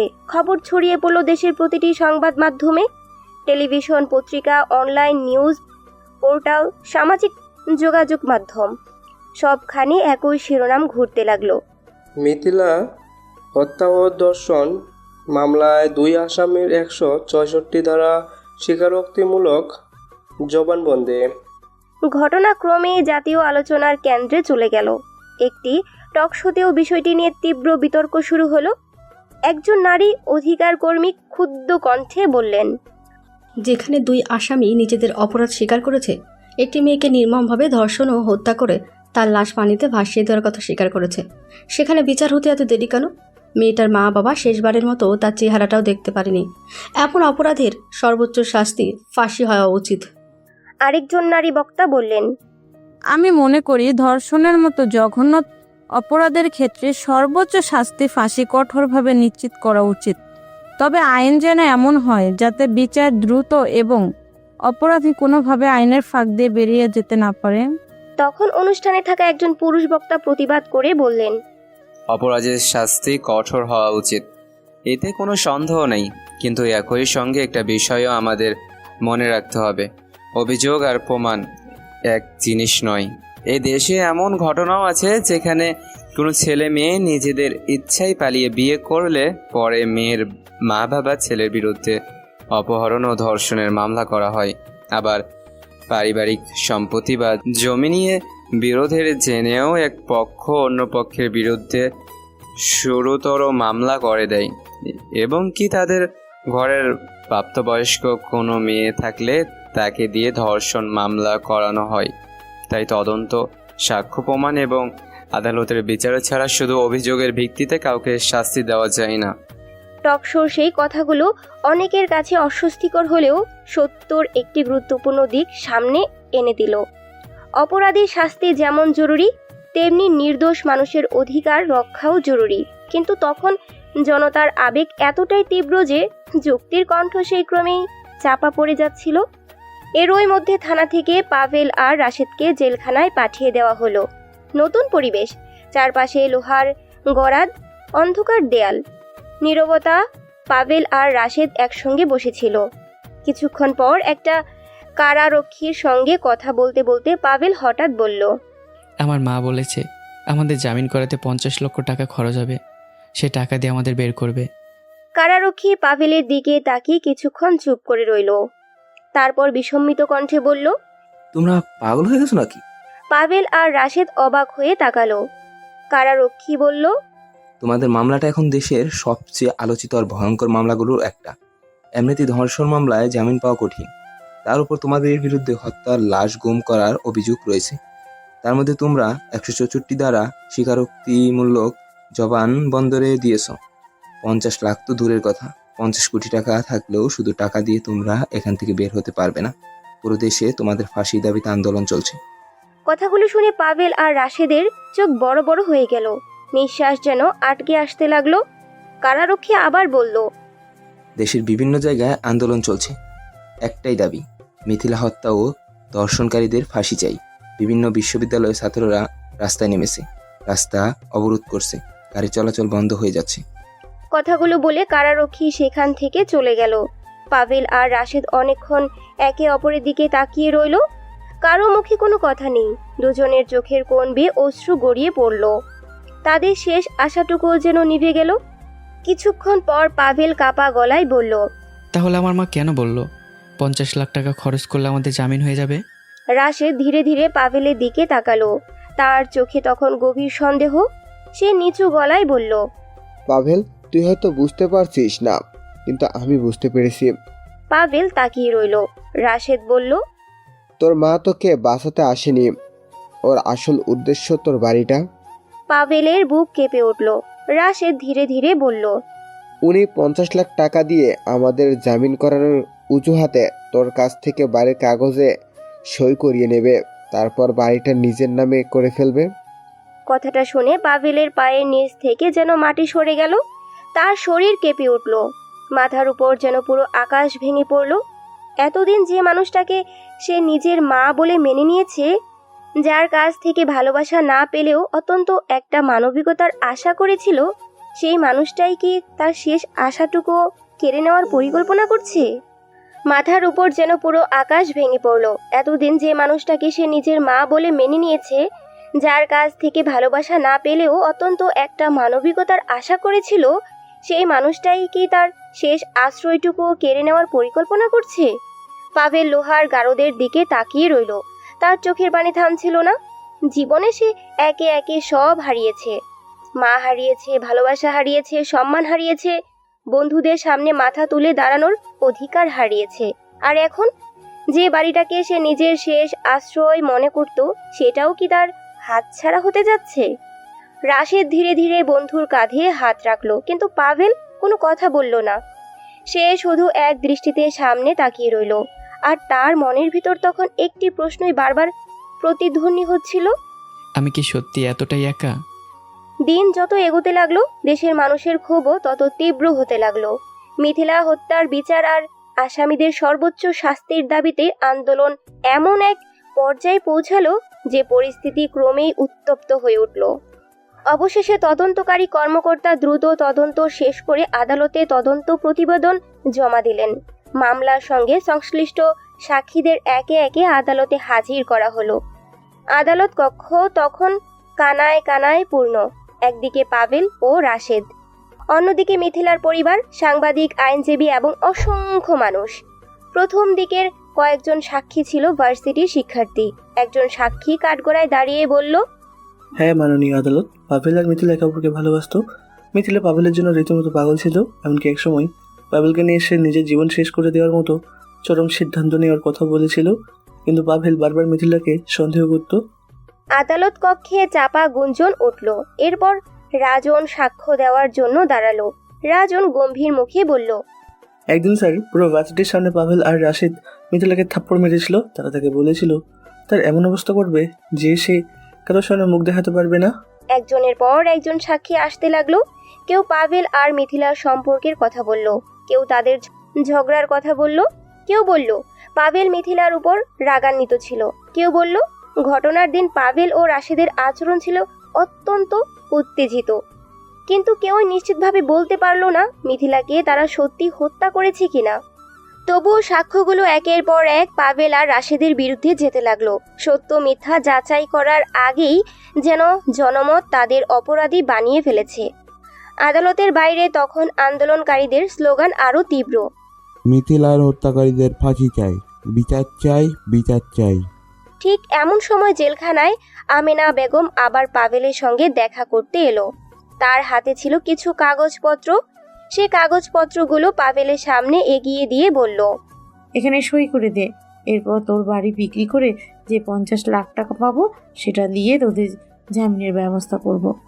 পাভেল কাগজগুলোর দিকে তাকিয়ে রইল কয়েক সেকেন্ড, তারপর হঠাৎ সে অট্ট হাসিতে ফেটে পড়ল। এমন হাসি যা শুনে আমেনা বেগম পর্যন্ত থমকে গেল। সে অবাক হয়ে বলল, তুই এবার হাসছিস কেন? আমি নিজের কাজকর্ম ফেলে চারপাশের মানুষের এত তুচ্ছ-তাচ্ছিল্য অপমান কথা শুনেও তোকে ছাড়ানোর জন্য এখানে এসেছি, আর তুই এইভাবে পাগলের মতো হাসছিস কেন? পাভেল হাসতে হাসতে ধীরে ধীরে বলল, আমাদের মামলা কি সেটা আমি জানি। আমরা দুই বন্ধু যে অবস্থায় আছি সেটাও আমি জানি। আপনি 50 লাখ কেন 50 কোটি টাকা দিয়েও আমাদের বাঁচাতে পারবেন না। তার হাসি ধীরে ধীরে থেমে গেল, চোখ দুটো ভিজে উঠল। কিন্তু আমার অবাক লাগে, আমার দুঃসময় আপনি আমাকে সান্ত্বনা দেবেন, দুটো ভালো কথা বলবেন, সেটা তো দূরের কথা, আপনি শুধু নিজের স্বার্থের পেছনেই ছুটছেন। পাভেল কাগজগুলোর দিকে তাকিয়ে বলল, আপনি আসলে মানুষ নাকি মানুষ নামের কোনো নরপিশাচ?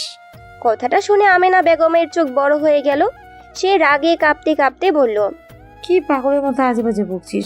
হ্যাঁ, আমি তোকে ছাড়ানোর জন্য এসেছি, আর তুই আমাকে এসব ফালতু কথা বলছিস? পাভেল এবার শান্ত হয়ে গেল। তার কণ্ঠে আর রাগ নেই, শুধু গভীর অভিমান। মিসেস আমেনা, আপনার মতো মানুষ মা হওয়ার যোগ্য না। আমেনা বেগম থমকে গেল। পাভেল বলল, সত্যি যদি আমাকে ফাঁসির দড়িতে ঝুলতে দেয়, যদি আমি মরে যাই, তাহলে এমনিতে আমার বাড়িটা আপনাদের হয়ে যাবে, কিন্তু আমি এখন তা হতে দেব না। সে কাগজগুলোর দিকে তাকিয়ে দৃঢ় কণ্ঠে বলল, স্বার্থের জন্য আপনি যে রূপটা আজ আমাকে দেখিয়েছেন, তারপর আমি মৃত্যুর আগেও আমার শেষ ইচ্ছা পূরণ করেই যাব। প্রয়োজনে এই বাড়িটা কোনো মসজিদে দান করে দেব, না হয় এতিমখানার নামে লিখে দেব, কিন্তু আপনাদের ভোগ করতে দেব না। কথাটা শুনে আমেনা বেগমের মুখ রাগে বিকৃত হয়ে গেল। তার ভেতরে সমস্ত বিষ যেন একসঙ্গে বেরিয়ে এলো। সে চিৎকার করে বলল, তুই এখানে পৌঁছে মরবি, তোকে দেখতে কেউ আসবে না, তোকে ছাড়াবে কে? আছে কে তোর? তুই একটা লাওয়ারিস। কথাগুলো পাভেলের বুকের মধ্যে গিয়ে আঘাত করলো, কিন্তু এবার সে কোনো উত্তর দিল না, শুধু চুপ করে রইল। আমেনা বেগম রাগে ফুঁসতে ফুঁসতে সেখান থেকে চলে গেল। পাভেল অনেকক্ষণ সেই দরজার দিকে তাকিয়ে রইল, তারপর ধীরে ধীরে চোখ বন্ধ করলো। তার জীবনে সত্যি কি কেউ নেই? মা নেই, ভালোবাসার মানুষ নেই, পরিবার নেই, এমনকি নিজের বাড়িটাও যেন তার নয়। শুধু একজন মানুষ এখনো তার পাশে দাঁড়িয়ে আছে, রাশেদ। আর সেই বন্ধুটাও আজ তার সঙ্গে একই অন্ধকার কারাগারে বন্দী। এদিকে আদালতের বাইরে আন্দোলনকারীরা আদালত প্রাঙ্গণ ঘেরাও করে ফেলেছে। স্লোগানে চারদিক কেঁপে উঠেছে, ফাঁসি চাই, মিথিলার হত্যাকারীদের ফাঁসি চাই। আদালতের ভেতর আবার শুরু হলো বিচার কার্যক্রম। সাক্ষীদের একে একে ডাকা হচ্ছে।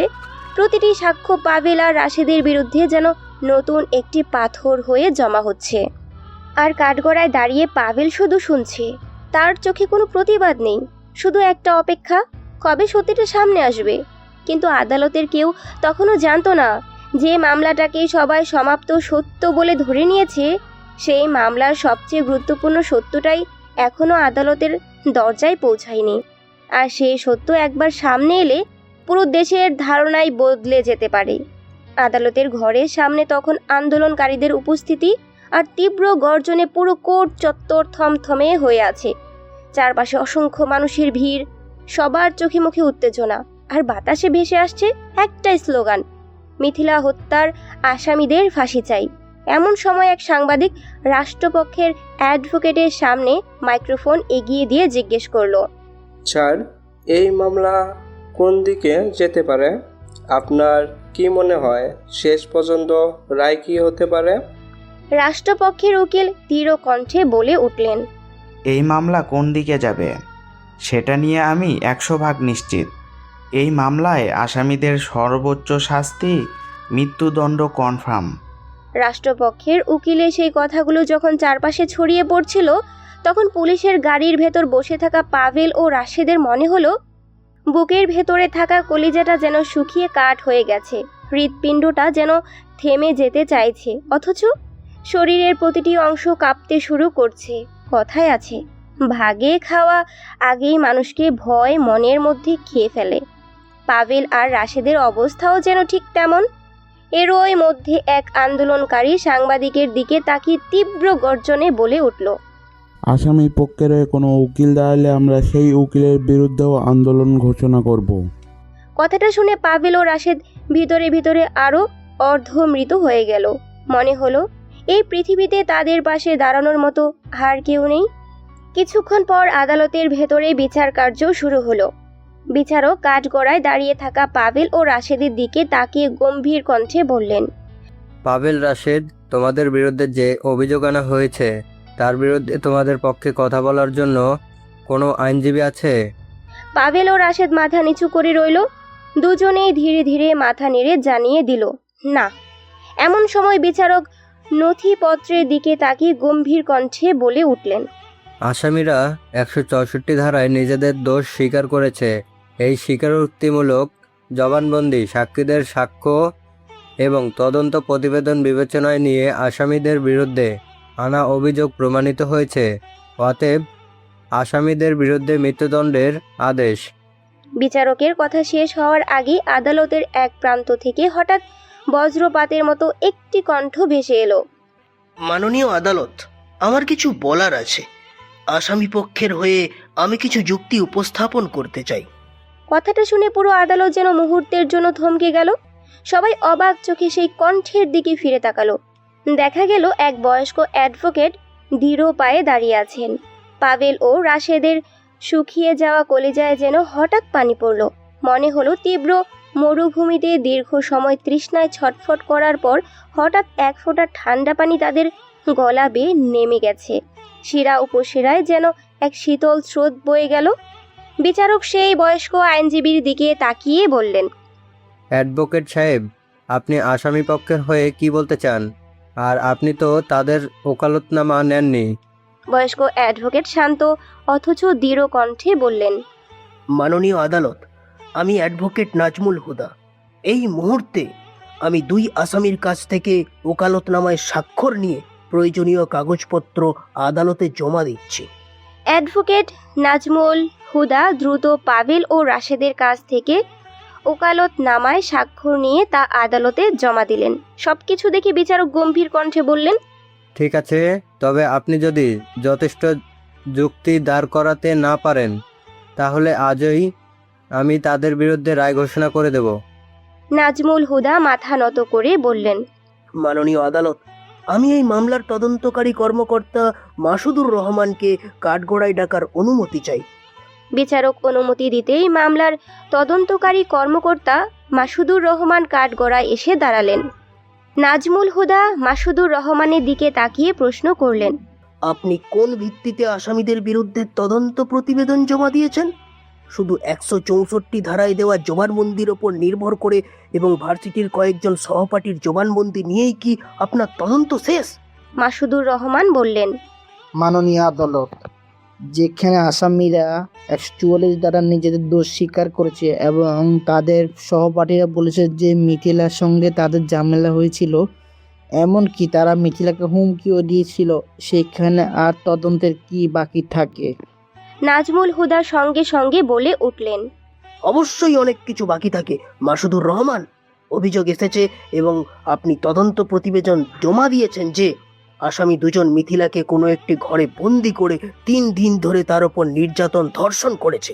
পরবর্তীতে তাকে হত্যা করে তার লাশ সাগরে ভাসিয়ে দিয়েছে। বিচারক তখন বললেন, অ্যাডভোকেট সাহেব, এগুলো তো তদন্ত প্রতিবেদনে আছে, আমি দেখেছি এবং এসব অভিযোগের কিছুটা সত্যতাও তদন্তে পাওয়া গেছে। নাজমুল হুদা এবার আরও দৃঢ় কণ্ঠে বললেন, মাননীয় আদালত, প্রতিবেদনে কোনো কথা লেখা থাকা আর সেই কথার পক্ষে বাস্তব প্রমাণ আদালতে উপস্থাপন করা এক বিষয় নয়।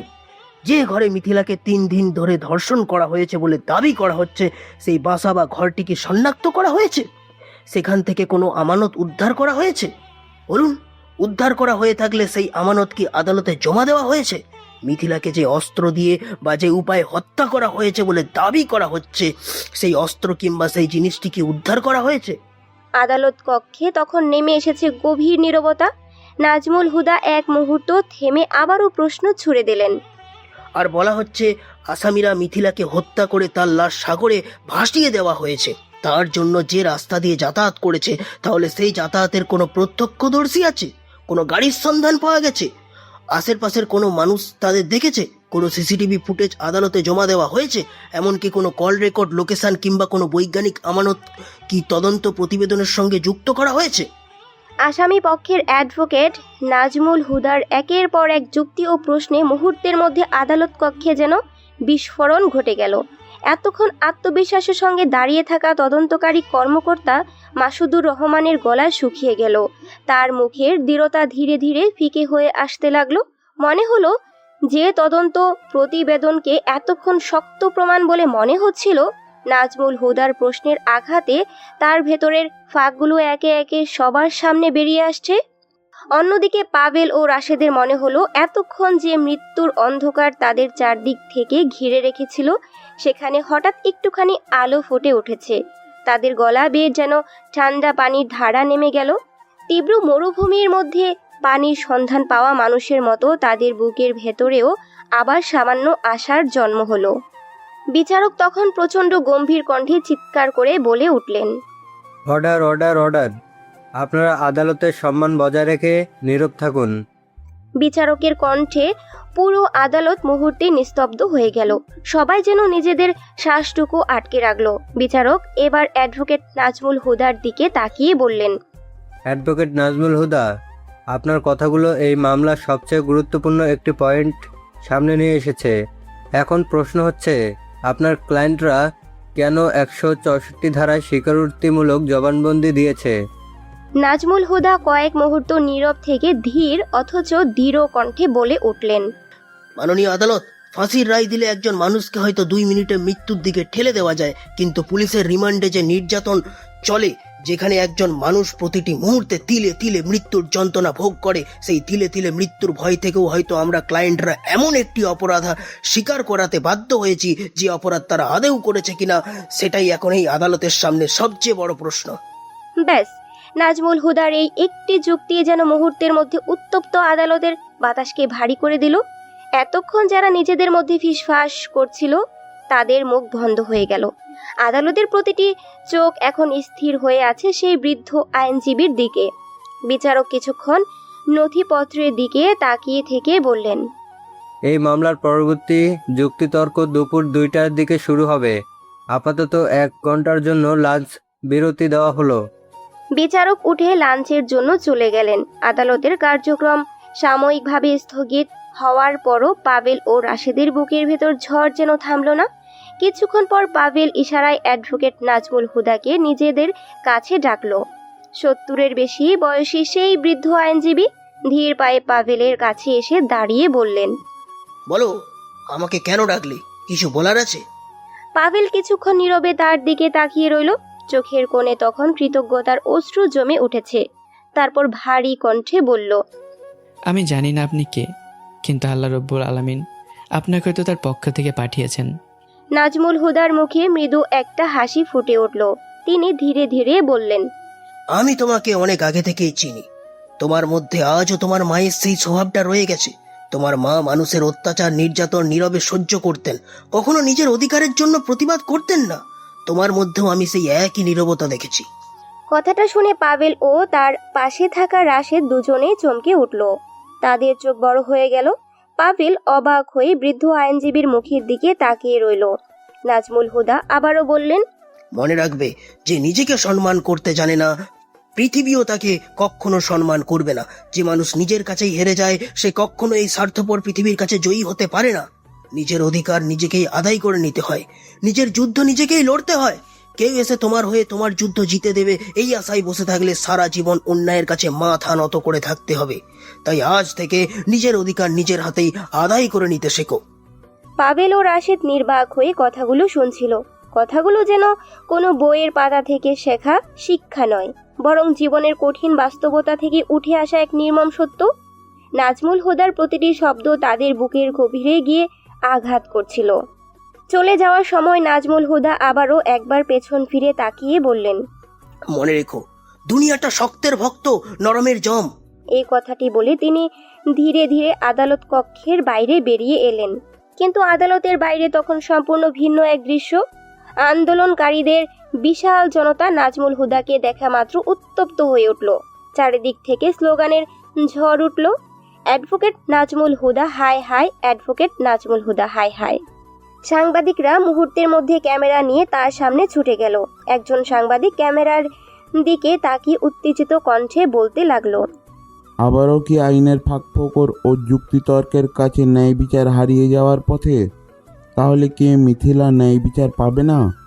আন্দোলনকারীদের তীব্র ক্ষোভের মধ্যে একজন সাংবাদিক নাজমুল হুদার সামনে মাইক্রোফোন এগিয়ে দিয়ে প্রশ্ন করলেন, উকিল সাহেব, আপনি কত টাকার বিনিময়ে আসামির পক্ষে দাঁড়িয়েছেন? আর কেন আপনি এত বড় অপরাধের আসামিদের বাঁচানোর চেষ্টা করছেন? নাজমুল হুদা এক মুহূর্ত বিচলিত হলেন না। চারপাশের উত্তপ্ত জনতার দিকে তাকিয়ে শান্ত অথচ দৃঢ় কণ্ঠে বললেন, আমি যে যুক্তিগুলো আদালতের সামনে দাঁড় করিয়েছি সেগুলো কি ফেলে দেওয়ার মতো? সত্য মিথ্যা যাচাই না করেই, সঠিক তদন্ত না করে দুইজন মানুষকে মৃত্যুদণ্ড দিয়ে ফাঁসিতে ঝুলিয়ে দেওয়াটা কি ন্যায় বিচার? চারপাশের মানুষ কিছুটা থেমে গেল।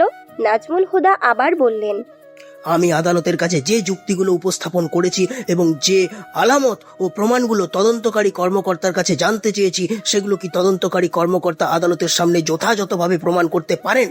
তাহলে আমি নিজেই এই দুই আসামির সর্বোচ্চ শাস্তির আবেদন করব। কিন্তু শুধু মানুষের আবেগের চাপে কোনো সঠিক তদন্ত ছাড়া একজন মানুষকে মৃত্যুর মুখে ঠেলে দেওয়াকে আমি ন্যায় বিচার বলতে পারি না, পারি না, পারি না।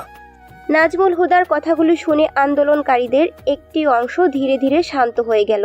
তবে তাদের চোখের আগুন তখনও নিভে যায়নি। ক্ষোভ, সন্দেহ আর উত্তেজনার সেই ভারী বাতাস আদালত চত্বর জুড়ে তখনও জমাট বেঁধেছিল। আর আদালতের ভেতর বসে পাভেল ও রাশেদ বুঝতে পারছিল, তাদের জীবনের সবচেয়ে ভয়ঙ্কর 3টা মাস শেষ হওয়ার পর হয়তো সত্যের দিকে যাওয়ার দরজা প্রথমবারের মতো সামান্য হলেও খুলেছে। লাঞ্চ বিরতির পর আবারও আদালতের কার্যক্রম শুরু হলো। মুহূর্তের মধ্যে পুরো আদালত কক্ষ নীরব হয়ে গেল।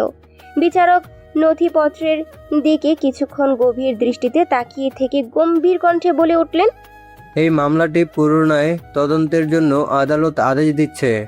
মামলাটি পুনরায় তদন্ত করবে বাংলাদেশ আইন শৃঙ্খলা বাহিনীর অপরাধ তদন্ত বিভাগ সিআইডি। আর পুনরায় তদন্তে যদি তদন্তকারী কর্মকর্তা এসআই মাহমুদুর রহমানের কোনো ধরনের গাফিলতি বা তদন্তে অনিয়মের প্রমাণ পাওয়া যায়, তাহলে তার বিরুদ্ধে আইনগত ব্যবস্থা গ্রহণ করা হবে। বিচারকের কথা শেষ হতেই অ্যাডভোকেট নাজমুল হুদা উঠে দাঁড়ালেন। তার কণ্ঠে এবার ছিল দৃঢ়তা। মাননীয় আদালত, ভিকটিম মিথিলা বর্তমানে কোথায় আছে, কোন অবস্থায় আছে তা এখনো নিশ্চিত নয়।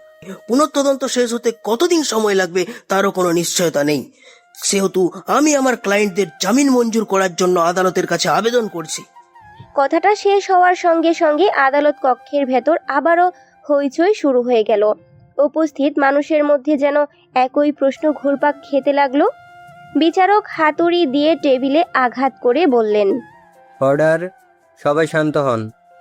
ধীরে ধীরে আদালত আবার নিস্তব্ধ হয়ে এলো। বিচারক নাজমুল হুদার দিকে তাকিয়ে বললেন, অ্যাডভোকেট নাজমুল হুদা, কিভাবে এমন আসামিদের জামিন দেওয়া সম্ভব? তাদের বিরুদ্ধে দেশের সবচেয়ে ভয়ঙ্কর ধর্ষণ ও হত্যার অভিযোগ আনা হয়েছে। নাজমুল হুদা বিন্দু মাত্র বিচলিত না হয়ে বললেন, মাননীয় আদালত, যদি দেখা যায় মিথিলা জীবিত আছে অথবা আমার ক্লায়েন্টরা যদি এই ধরনের কোনো অপরাধী না করে থাকে, তাহলে বিনা অপরাধে আমার ক্লায়েন্টরা ইতিমধ্যে 3 মাসেরও বেশি কারাগারে সময় কাটিয়েছে। তদন্ত চলাকালীন তারা আরো কতদিন কারাগারে থাকবে তারও কোনো নিশ্চয়তা নেই। পরবর্তীতে যদি প্রমাণ হয় তারা নির্দোষ, তখন এই সময়ের জন্য আদালতের কাছে তাদের প্রশ্নের উত্তর কি হবে? রাষ্ট্র তাদের কাছে কি জবাব দেবে? প্রশ্নটি যেন কোনো তাৎক্ষণিক উত্তর ছিল না। বিচারক কিছুক্ষণ নীরব থেকে অবশেষে বললেন, আপনি যদি তাদের জিম্মা নিতে পারেন তাহলে আপনার জিম্মায় আদালত তাদের জামিন দিতে পারে। তবে মনে রাখবেন, পরবর্তীতে আসামিরা যদি দেশ ত্যাগ করে বা বিদেশে পালিয়ে যায় তাহলে সম্পূর্ণ দায়ভার আপনাকেই নিতে হবে। এক মুহূর্তেও দেরি করলেন না নাজমুল হুদা।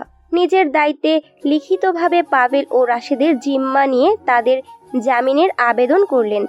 দৃশ্যটি দেখে পুরো আদালত যেন স্তব্ধ হয়ে গেল।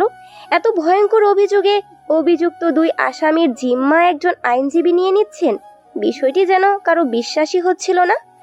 অবশেষে বিচারক ঘোষণা করলেন, অ্যাডভোকেট নাজমুল হুদার জিম্মায় 2 আসামি পাভেল ও রাশেদকে জামিন দেওয়া হলো। পরবর্তী তদন্ত প্রতিবেদন দাখিল ও বিচার কার্য শেষ না হওয়া পর্যন্ত এই জামিন বাহাল থাকবে। আদালতের মানুষজন একে একে বাইরে বের হতে শুরু করলো, কিন্তু আদালতের বাইরে তখন পরিস্থিতি আরো উত্তপ্ত। আন্দোলনকারীদের ক্ষোভ যেন নতুন করে আগুনের রূপ নিয়েছে। সাংবাদিকরা ক্যামেরার সামনে দাঁড়িয়ে বলতে শুরু করলো, আইনের ফাঁকফোকর ও আইনজীবীদের যুক্তিকর্তের কাছে আবারও কি এমন ভয়ঙ্কর অপরাধের আসামিরা জামিন পেয়ে যাচ্ছে? তাহলে কি মিথিলার ন্যায় বিচার আবারও প্রশ্নের মুখে পড়বে? এইসব উত্তপ্ত কথাবার্তার মধ্যেই অ্যাডভোকেট নাজমুল হুদা পাভেলের সামনে এসে দাঁড়ালেন। পাভেল কাপা কণ্ঠে তার দিকে তাকিয়ে বলল, আপনি আমার মাকে চিনতেন, কিন্তু আমাদের জামিন আপনি কেন দিলেন? আমরা যদি সত্যি দেশ থেকে পালিয়ে যাই? কথাটা বলতে গিয়ে পাভেলের বুকের ভেতর জমে থাকা কান্নার ভাত ভেঙে গেল। চোখের জল আর কোনো বাধা মানল না। সেই কান্না দেখে রাশেদের চোখও বেজে উঠল। নাজমুল হুদা দুজনের দিকে তাকিয়ে ধীরে ধীরে বললেন, তোর মায়ের বয়স যখন 18 বছর, তখন একবার সে পালিয়ে গিয়ে আমার মান সম্মান মাটির সঙ্গে মিশিয়ে দিয়েছিল। এখন তুই পালিয়ে গিয়ে না হয় আমারও একবার আমার মান সম্মান মাটির সঙ্গে মিশিয়ে দিবি? কথাগুলো যেন পাভেল ও রাশেদের মাথার উপর দিয়ে চলে গেল। দুজনেই বিস্ফোরিত চোখে বৃদ্ধ আইনজীবীর দিকে তাকিয়ে রইল। পাভেল কাপা কণ্ঠে বলল, তার মানে আপনি আমার মাকে? পাভেলের কথা শেষ হওয়ার আগেই নাজমুল হুদা তাকে থামিয়ে দিলেন। আমি তোর নানা, তোর মা আমার মেয়ে। কথাটা শুনে পাভেলের পৃথিবী যেন মুহূর্তের জন্য থেমে গেল। নাজমুল হুদা ধীরে ধীরে বলতে লাগলেন, তোর মা পালিয়ে বিয়ে করার পর রাগ করে আমি তার সঙ্গে যোগাযোগ বন্ধ করে দিয়েছিলাম, কিন্তু তোর দাদি যখন তাকে অত্যাচার নির্যাতন করত তখনও আমি দূর থেকে তার সব খবর রাখতাম। প্রথমে সম্পর্কটা মেনে নিতে পারিনি, কিন্তু মেয়ের মুখের দিকে তাকিয়ে শেষ পর্যন্ত সম্পর্কটা মেনে নিয়েছিলাম। শুধু মুখে কখনো প্রকাশ করিনি। অথচ তোর মা তার ওপর হওয়া নির্যাতনের প্রতিবাদ করতো না, সবকিছু মুখ বুজে সহ্য করত। আর তুইও ঠিক একই রকম হয়েছিস রে। পাভেলের চোখ দিয়ে তখন অঝোর ধারায় পানি পড়ছে। সত্যটা যেন তার জীবনের সমস্ত অন্ধকারকে একসঙ্গে আলোয় টেনে আনছিল। অবশেষে সে আর নিজেকে সামলাতে পারল না। নাজমুল হুদাকে জড়িয়ে ধরে শিশুর মতো কাঁদতে কাঁদতে বলল, না ভাই, আমি এই অপরাধ করিনি। ভয়ঙ্কর রকমভাবে ফাঁসিয়েছে। ছোটবেলা থেকে সৎ মায়ের অত্যাচার সহ্য করে এভাবে বড় হয়েছি। তাহলে তুমি কেন আগে এসে আমাকে সে জাহান্নাম থেকে নিয়ে যাওনি? নাজমুল হুদা কাপা হাতে পাভেলের মাথায় হাত বুলিয়ে দিলেন। তার চোখেও তখন অশ্রুর আভা। তোর মায়ের ওপর রাগ করে আমি তোর মায়ের সঙ্গে যোগাযোগ রাখিনি ঠিকই, কিন্তু তার প্রতিটি খবর আমি নিতাম। তোর মা যখন তার শাশুড়ির নির্যাতন মুখ বুজে সহ্য করতো তখন আমার ভেতরটা জ্বলে উঠতো। আমি ভাবতাম কেন সে প্রতিবাদ করে না, কেন নিজের অধিকারটা নিজের হাতে তুলে নেয় না। তিনি কিছুক্ষণ থামলেন। বুকের ভেতর জমে থাকা দীর্ঘশ্বাস যেন শব্দ হয়ে বেরিয়ে এলো। তোর জন্মের সময় তোর মা মারা যায়, তখন আমি ভেবেছিলাম তুই হয়তো তার সঙ্গে পৃথিবী ছেড়ে চলে গেছিস, কিন্তু একদিন জানতে পারি তুই বেঁচে ছিলি। তখন তোর বয়স হয়তো 6 থেকে 7। তখন একদিন তোর মামা মামি আর নানা নানি তোকে নিয়ে আসার জন্য বাড়ির উদ্দেশ্যে রওনা হয়েছিল। পথে এক ভয়াবহ সড়ক দুর্ঘটনায় আমার পুরো পরিবার শেষ হয়ে যায়। শুধু বেঁচে ছিল আমার নাতনি নুসরাত জাহান। সেদিনের পর আমার জীবনে আর কিছুই আগের মতো ছিল না। কথাগুলো শুনে পাভেল স্তব্ধ হয়ে গেল।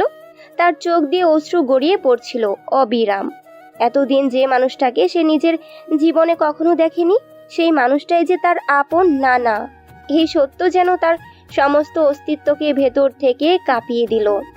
নাজমুল হুদা আবার ধীরে ধীরে বললেন, তোর নানি মামা মামি মারা যাওয়ার পর তোর বাবার ওপর আমার প্রচন্ড রাগ হয়েছিল।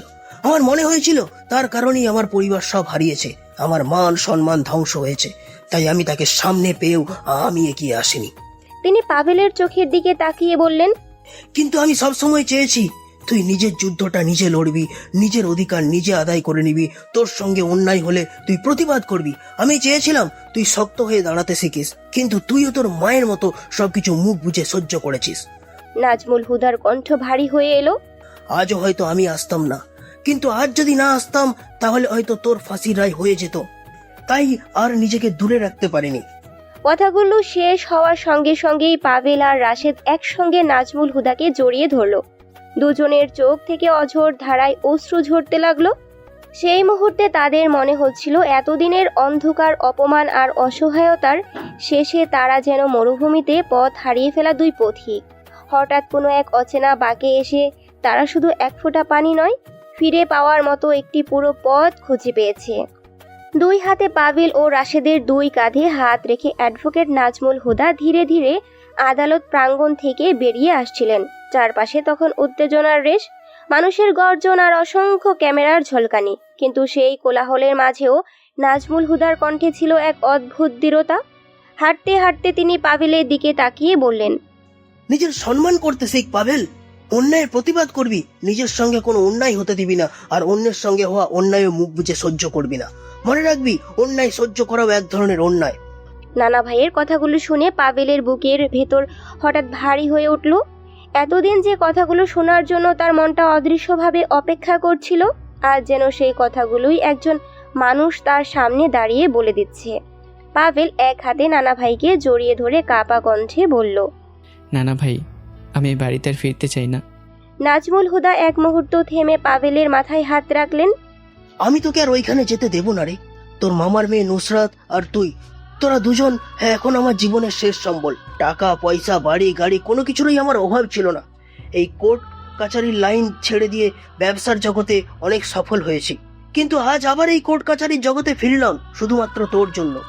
কথাগুলো শেষ হতে না হতেই আদালতের প্রধান ফটকের বাইরে পরিস্থিতি আরও উত্তপ্ত হয়ে উঠল। পাভেল, রাশেদ ও নাজমুল হুদাকে দেখা মাত্রই উত্তেজিত জনতার মধ্যে থেকে খালি বোতল, জুতা আর নানা জিনিস ছুঁড়ে মারা শুরু হলো। এমন ভয়ঙ্কর অভিযোগে অভিযুক্ত দুই আসামিকে কিভাবে জামিন দেওয়া যায়? ওদের বের করো। মিথিলার হত্যাকারীদের বিচার চাই, ওদের ফাঁসি চাই।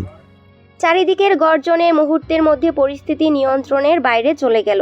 পুলিশের কয়েকজন সদস্য প্রাণপণে চেষ্টা করে জনতাকে ঠেকিয়ে অবশেষে পাভেল ও রাশেদকে নাজমুল হুদার গাড়ির কাছে পৌঁছে দিল। কোনোভাবে তাদের গাড়ির ভেতরে তুলে দরজা বন্ধ করা হলো। বাইরে তখনও মানুষের উত্তপ্ত কণ্ঠস্বর আর ক্যামেরার ঝলকানি। পুরো জাতি যতটা পাভেল ও রাশেদের উপর ক্ষুব্ধ ছিল, পরিস্থিতির এমন পর্যায়ে পৌঁছেছিল যে তাদের পক্ষে দাঁড়ানোর অ্যাডভোকেট নাজমুল হুদার প্রতিও মানুষের ক্ষোভ আরও তীব্র হয়ে উঠছিল। দেশের দৈনিক পত্রিকা, television channel, Facebook, YouTube, Instagram সবখানেই তখন একটাই আলোচনা। উকিলের যুক্তি, তর্ক আর আইনের ফাঁকফোকরের মাধ্যমে আবারও বেরিয়ে গেল দুই দুর্ধর্ষ আসামি। কোনো কোনো পত্রিকার শিরোনাম, সিআইডি তদন্তে কি বেরিয়ে আসবে আসল রহস্য? বেরিয়ে আসবে কি তলের বিলাস? অন্য একটি টেলিভিশন চ্যানেলে প্রশ্ন উঠল।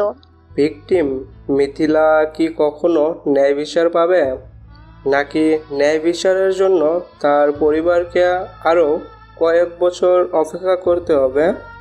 এইভাবেই পুরো দেশ উত্তাল হয়ে উঠছিল। পাভেল ও রাশেদ যদি এখন রাস্তায় বের হয় তাহলে যে কোনো মুহূর্তে জনতার ক্ষোভ তাদের উপর ভেঙে পড়তে পারে, এমনই আশঙ্কা ছিল সবচেয়ে বেশি। তাই নাজমুল হুদা দুজনকে কঠোরভাবে বললেন, আপাতত দেশের পরিস্থিতি শান্ত না হওয়া পর্যন্ত তোমরা দুজন আমার বাড়িতেই চুপচাপ থাকবে, খাবে, ঘুমাবে আর বাইরে বের হবে না। হ্যাঁ, আমার পুরো পরিবার ধ্বংস হয়ে গেছে। এখন তোরা আমার দুই নাতি নাতনি আমার শেষ সম্বল। আমি তোদের আর হারাতে চাই না। পাভেল কিছুক্ষণ চুপ করে থেকে নানা ভাইয়ের দিকে তাকালো। তার চোখে তখন নিজের জন্য কোনো ভয় ছিল না, বরং ছিল বন্ধুর জন্য গভীর উদ্বেগ। না ভাই, এটা শুধু আমার বন্ধু। আমার বিপদের দিনেও কখনো আমার হাত ছাড়েনি। আমি যখন সবার কাছে একা হয়ে গিয়েছিলাম তখন রাশেদ আমার পাশে ছিল। এই মামলা থেকে আমাকে মুক্ত করার জন্য আপনি যতটা চেষ্টা করবেন ঠিক ততটাই আমার বন্ধুর জন্য করবেন। নাজমুল হুদা কিছুক্ষণ পাভেলের চোখের দিকে তাকিয়ে রইলেন, তারপর ধীরে ধীরে মাথা নাড়লেন। হ্যাঁ, করব। জনতার তোপের মুখ থেকে কোনোভাবে পাভেল ও রাশেদকে বাঁচিয়ে পুলিশের পাহারায় নাজমুল হুদা নিজের বাড়িতে নিয়ে এলেন। বাড়ির ভেতর ঢুকতেই হঠাৎ পাভেলের চোখ পড়ল এক অপরিচিত মুখের উপর। তার মামাতো বোন নুসরাত। মেয়ে তো নয়, যেন স্বর্গের কোনো আশা করি। নুসরাতকে যে পুরুষ একবার দেখবে তার পক্ষে চোখ সরিয়ে নেওয়া পৃথিবীর সবচেয়ে কষ্টের কাজ হবে। নুসরাত তাদের দেখা মাত্রই যেন আগুন হয়ে উঠল, চোখে মুখে তীব্র ক্ষোভ ফুটে উঠল। দাদু ভাই, এমন ভয়ঙ্কর আসামিদের বাড়িতে নিয়ে আসছো কেন? এদের নিয়ে তো পুরো দেশের মধ্যে আলোড়ন সৃষ্টি হয়ে গেছে। পুরো দেশ এদের ফাঁসির জন্য উঠে পড়ে লেগেছে। তার মানে তুমি এদের বাঁচিয়েছো? তুমি সেই অ্যাডভোকেট? নুসরাতের একটানা কথাগুলো যেন পাভেল ও রাশেদের মাথার উপর দিয়ে চলে গেল। দুজনেই অবাক হয়ে দাঁড়িয়ে রইল। লজ্জায় তাদের মাথা আরো নিচু হয়ে গেল। নাজমুল হুদার মুখ কঠিন হয়ে উঠল। নুসরাত, মুখ সামলে কথা বলো। তুই যেমন আমার নাতনি তেমন পাভেলও আমার নাতি। সে তোর ফুফাতো ভাই। নুসরাত ঠোঁট বাঁকিয়ে তাচ্ছিল্যের হাসি দিল। এমন ধর্ষণকারী আর হত্যাকারীকে আমি কখনো নিজের ফুফাতো ভাই মানি না। যে মানুষ এমন কাজ করতে পারে সে মানুষ নয়, মানুষের নামে নরপশু। কথাটা বলেই নুসরাত তীব্র পায়ে বেরিয়ে গেল। কিছুক্ষণ পর গাড়ির শব্দ শোনা গেল। মুহূর্তের মধ্যেই সেই গাড়ি নিয়ে বাড়ি থেকে বেরিয়ে গেল। নাজমুল হুদা নির্বাক হয়ে তার চলে যাওয়ার দিকে তাকিয়ে রইলেন। আর পাভেল ও রাশেদ, তারা দুজন মাথা নিচু করে দাঁড়িয়েছিল। নুসরাতের প্রতিটি শব্দ যেন তাদের বুকের ভেতর ছুরির মতো বিঁধছিল। যদিও তারা জানতো না সত্যি তারা অপরাধী কিনা, তবু পুরো পৃথিবীর চোখে তারা তখন অপরাধী। আর সেই অপমান তাদের আত্মসম্মানকে যেন মাটির সঙ্গে মিশিয়ে দিচ্ছিল। নাজমুল হুদা দুজনকে ভেতরে নিয়ে যেতে যেতে শান্ত কণ্ঠে বললেন, এখনো মামলা শেষ হয়নি। যদি মিথিলা বেঁচে থাকে তার প্রমাণ দিতে হবে। তোরাও যে মিথিলার সঙ্গে কোনো অন্যায় করিসনি তারও প্রমাণ দিতে হবে। শুধু মুখের কথা দিয়ে তো আদালতকে বিশ্বাস করানো যাবে না, প্রমাণ লাগবে। সত্যিটা খুঁজে বের করতে হবে, তা না হলে তোদের আমি বাঁচাতে পারবো না। কিছুক্ষণ থেমে তিনি আবার বললেন, আর নুসরাতের কথায় তোরা কিছু মনে করিস না। 3 বছর বয়সে ওর বাবা মা মানে তোর মামা মামি মারা যাওয়ার খুব আদরের বড় হয়েছে, তাই একটু অহংকার হয়েছে। সময় হলে সব বুঝতে পারবে। পাভেল কোনো উত্তর দিল না। তার চোখ তখনও ভেজা। জীবনে প্রথমবার সে এমন একজন মানুষকে পেয়েছে যে তাকে নিজের বলে দাবি করেছে, অথচ সেই মানুষটির বাড়ির দরজা পেরিয়ে তাকে শুনতে হয়েছে সে নাকি নরপশু। তার বুকের ভেতর একটাই প্রশ্ন বারবার ঘুরপাক খাচ্ছিল, যদি সত্যি মিথিলা বেঁচে থাকে তাহলে এই 15 দিনের অন্ধকারের আড়ালে আসলে কি ঘটেছিল। কয়েক ঘন্টা পর পাভেল ও রাশেদ কিছু খাবার খেয়ে যখন নাজমুল হুদার বাড়িতে বসেছিল, ঠিক তখনই হঠাৎ বাড়ির সামনে এসে উপস্থিত হলো রাশেদের বাবা রফিক আহমেদ। তাকে দেখা মাত্রই বাড়ির কাজের লোক দারুণ ছুটে এসে তাকে থামানোর চেষ্টা করেছিল, কিন্তু রফিক আহমেদ কোনো কথা না শুনে সোজা ভেতরে ঢুকে পড়লেন। রফিক আহমেদকে দেখে অ্যাডভোকেট নাজমুল হুদা ভ্রু কুঁচকে বললেন, কি চাই? আর আপনি কে? এইভাবে হুট করে আমার বাড়িতে ঢুকে পড়েছেন? আপনাকে বাড়িতে ঢুকতে দিল কিভাবে? তখন রফিক আহমেদ কিছুটা অসহায় কণ্ঠে বললেন, স্যার, এই ছেলে রাশেদ আমার সন্তান, আমি তাকে নিয়ে যেতে এসেছি। কথাটা শুনে রাশেদ এগিয়ে এসে দৃঢ় কণ্ঠে বললেন, আমি যাব না। যে মা বাবা নিজের সন্তানের উপর বিশ্বাস রাখতে পারে না, সেই মা বাবার কাছে গিয়ে লাভ কি? রাশেদের কথাটা যেন বাবার বুকের ভেতর গিয়ে আঘাত করলো। পর মুহূর্তে রফিক আহমেদ ছুটে গিয়ে ছেলেকে জড়িয়ে ধরলেন। শক্ত করে বুকের সঙ্গে চেপে ধরে অঝরে কাঁদতে কাঁদতে বললেন, তোর মায়ের জন্য আমি আসিনি রে বাবা। তোর মা মনে করেছে তুই সত্যি এই ঘটনা করেছিস। এখনো সে বিশ্বাস করে তুই অপরাধ করেছিস। আমি জানি না সত্যিটা কি, কিন্তু তুই আমার বাড়িতে থাকিস না, তুই আমার বড় ভাইয়ের বাড়িতে গিয়ে থাকবি। আমি বড় ভাইয়ের সঙ্গে কথা বলছি, তোর বড় চাচাও বলেছে তোকে ওখানে পাঠিয়ে দিতে। বাবার কণ্ঠে জমে থাকা অসহায়ত্ব রাশেদের বুকটাকেও ভারী করে দিল। অনেক আকুতি মিনতির পর অবশেষে রাশেদ বাবার সঙ্গে যাওয়ার জন্য রাজি হলো। বিদায় নেওয়ার সময় রাশেদ পাভেলকে শক্ত করে জড়িয়ে ধরল। দোস্ত, ফোনে নিয়মিত কথা বল, তুই একা ভাবিস না। পাভেলও বন্ধুকে জড়িয়ে ধরে শুধু মাথা নাড়ল। দুজনের চোখের কোণে তখন নীরব জল। রাতের অন্ধকারে একটি গাড়িতে করে রফিক আহমেদ রাশেদকে নিয়ে তার বড় চাচার বাড়ির উদ্দেশ্যে রওনা দিলেন। কিছুক্ষণ পর গাড়ির লাল আলোটাও অন্ধকারের ভেতর হারিয়ে গেল। রাত প্রায় 10টা। পাভেলকে যে ঘরটিতে থাকার জন্য দেওয়া হয়েছিল সেখানে সে একা বসেছিল। এমন সময় একজন কাজের লোক এসে দরজায় দাঁড়িয়ে বলল, পাবেল ভাই, নিচে আসেন, খাবার দেওয়া হয়েছে। পাভেল ধীরে ধীরে উঠে দরজার দিকে এগিয়ে গেল, কিন্তু ঘর থেকে বের হওয়ার মুহূর্তেই আচমকা তার ধাক্কা লাগলো নুসরাতের সঙ্গে। ধাক্কায় নুসরাত মেঝেতে পড়ে গিয়ে কিছুটা ব্যথা পেল। পাভেল সঙ্গে সঙ্গে ঘাবড়ে গিয়ে বলল, সরি, আমি দেখিনি।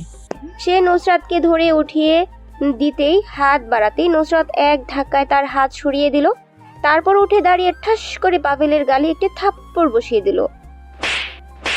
অসভ্যের বাচ্চা, লুচ্চা, বদমাইশ। নারী দেখলেই ধাক্কা খেতে ইচ্ছে করে, নারী দেখলেই ঝাঁপিয়ে পড়ার ইচ্ছে হয়, তাই না? নুসরাতের মুখ থেকে একের পর এক অপমানজনক কথা বের হতে লাগলো। পাভেল মাথা নিচু করে সবকিছু নীরবে সহ্য করলো। তার মুখে কোনো প্রতিবাদ নেই, চোখে শুধু জমে থাকা কষ্ট। কিছুক্ষণ পর সে নিচে নেমে খাবারের টেবিলে গিয়ে বসতেই নুসরাতের চোখ আবার তার উপর পড়ল। মুহূর্তেই যেন তার শরীরে আগুন জ্বলে উঠল। নুসরাত চিৎকার করে বলল, দাদু ভাই, এই লম্পটে লুচ্চা 2 টাকার ফকিরের সঙ্গে একই টেবিলে বসে খাবার খেলে আমি এই টেবিলে খাবার খাবো না। কথাটা শেষ হওয়ার আগেই অ্যাডভোকেট নাজমুল হুদার চোখ মুখ রাগে লাল হয়ে উঠল। তিনি নুসরাতের দিকে তাকিয়ে গর্জে উঠলেন, চুপচাপ টেবিলে বসে খাবার খা, আর একটা তর্ক একটা বেয়াদবি করলে আমার চেয়ে খারাপ কিন্তু কেউ হবে না।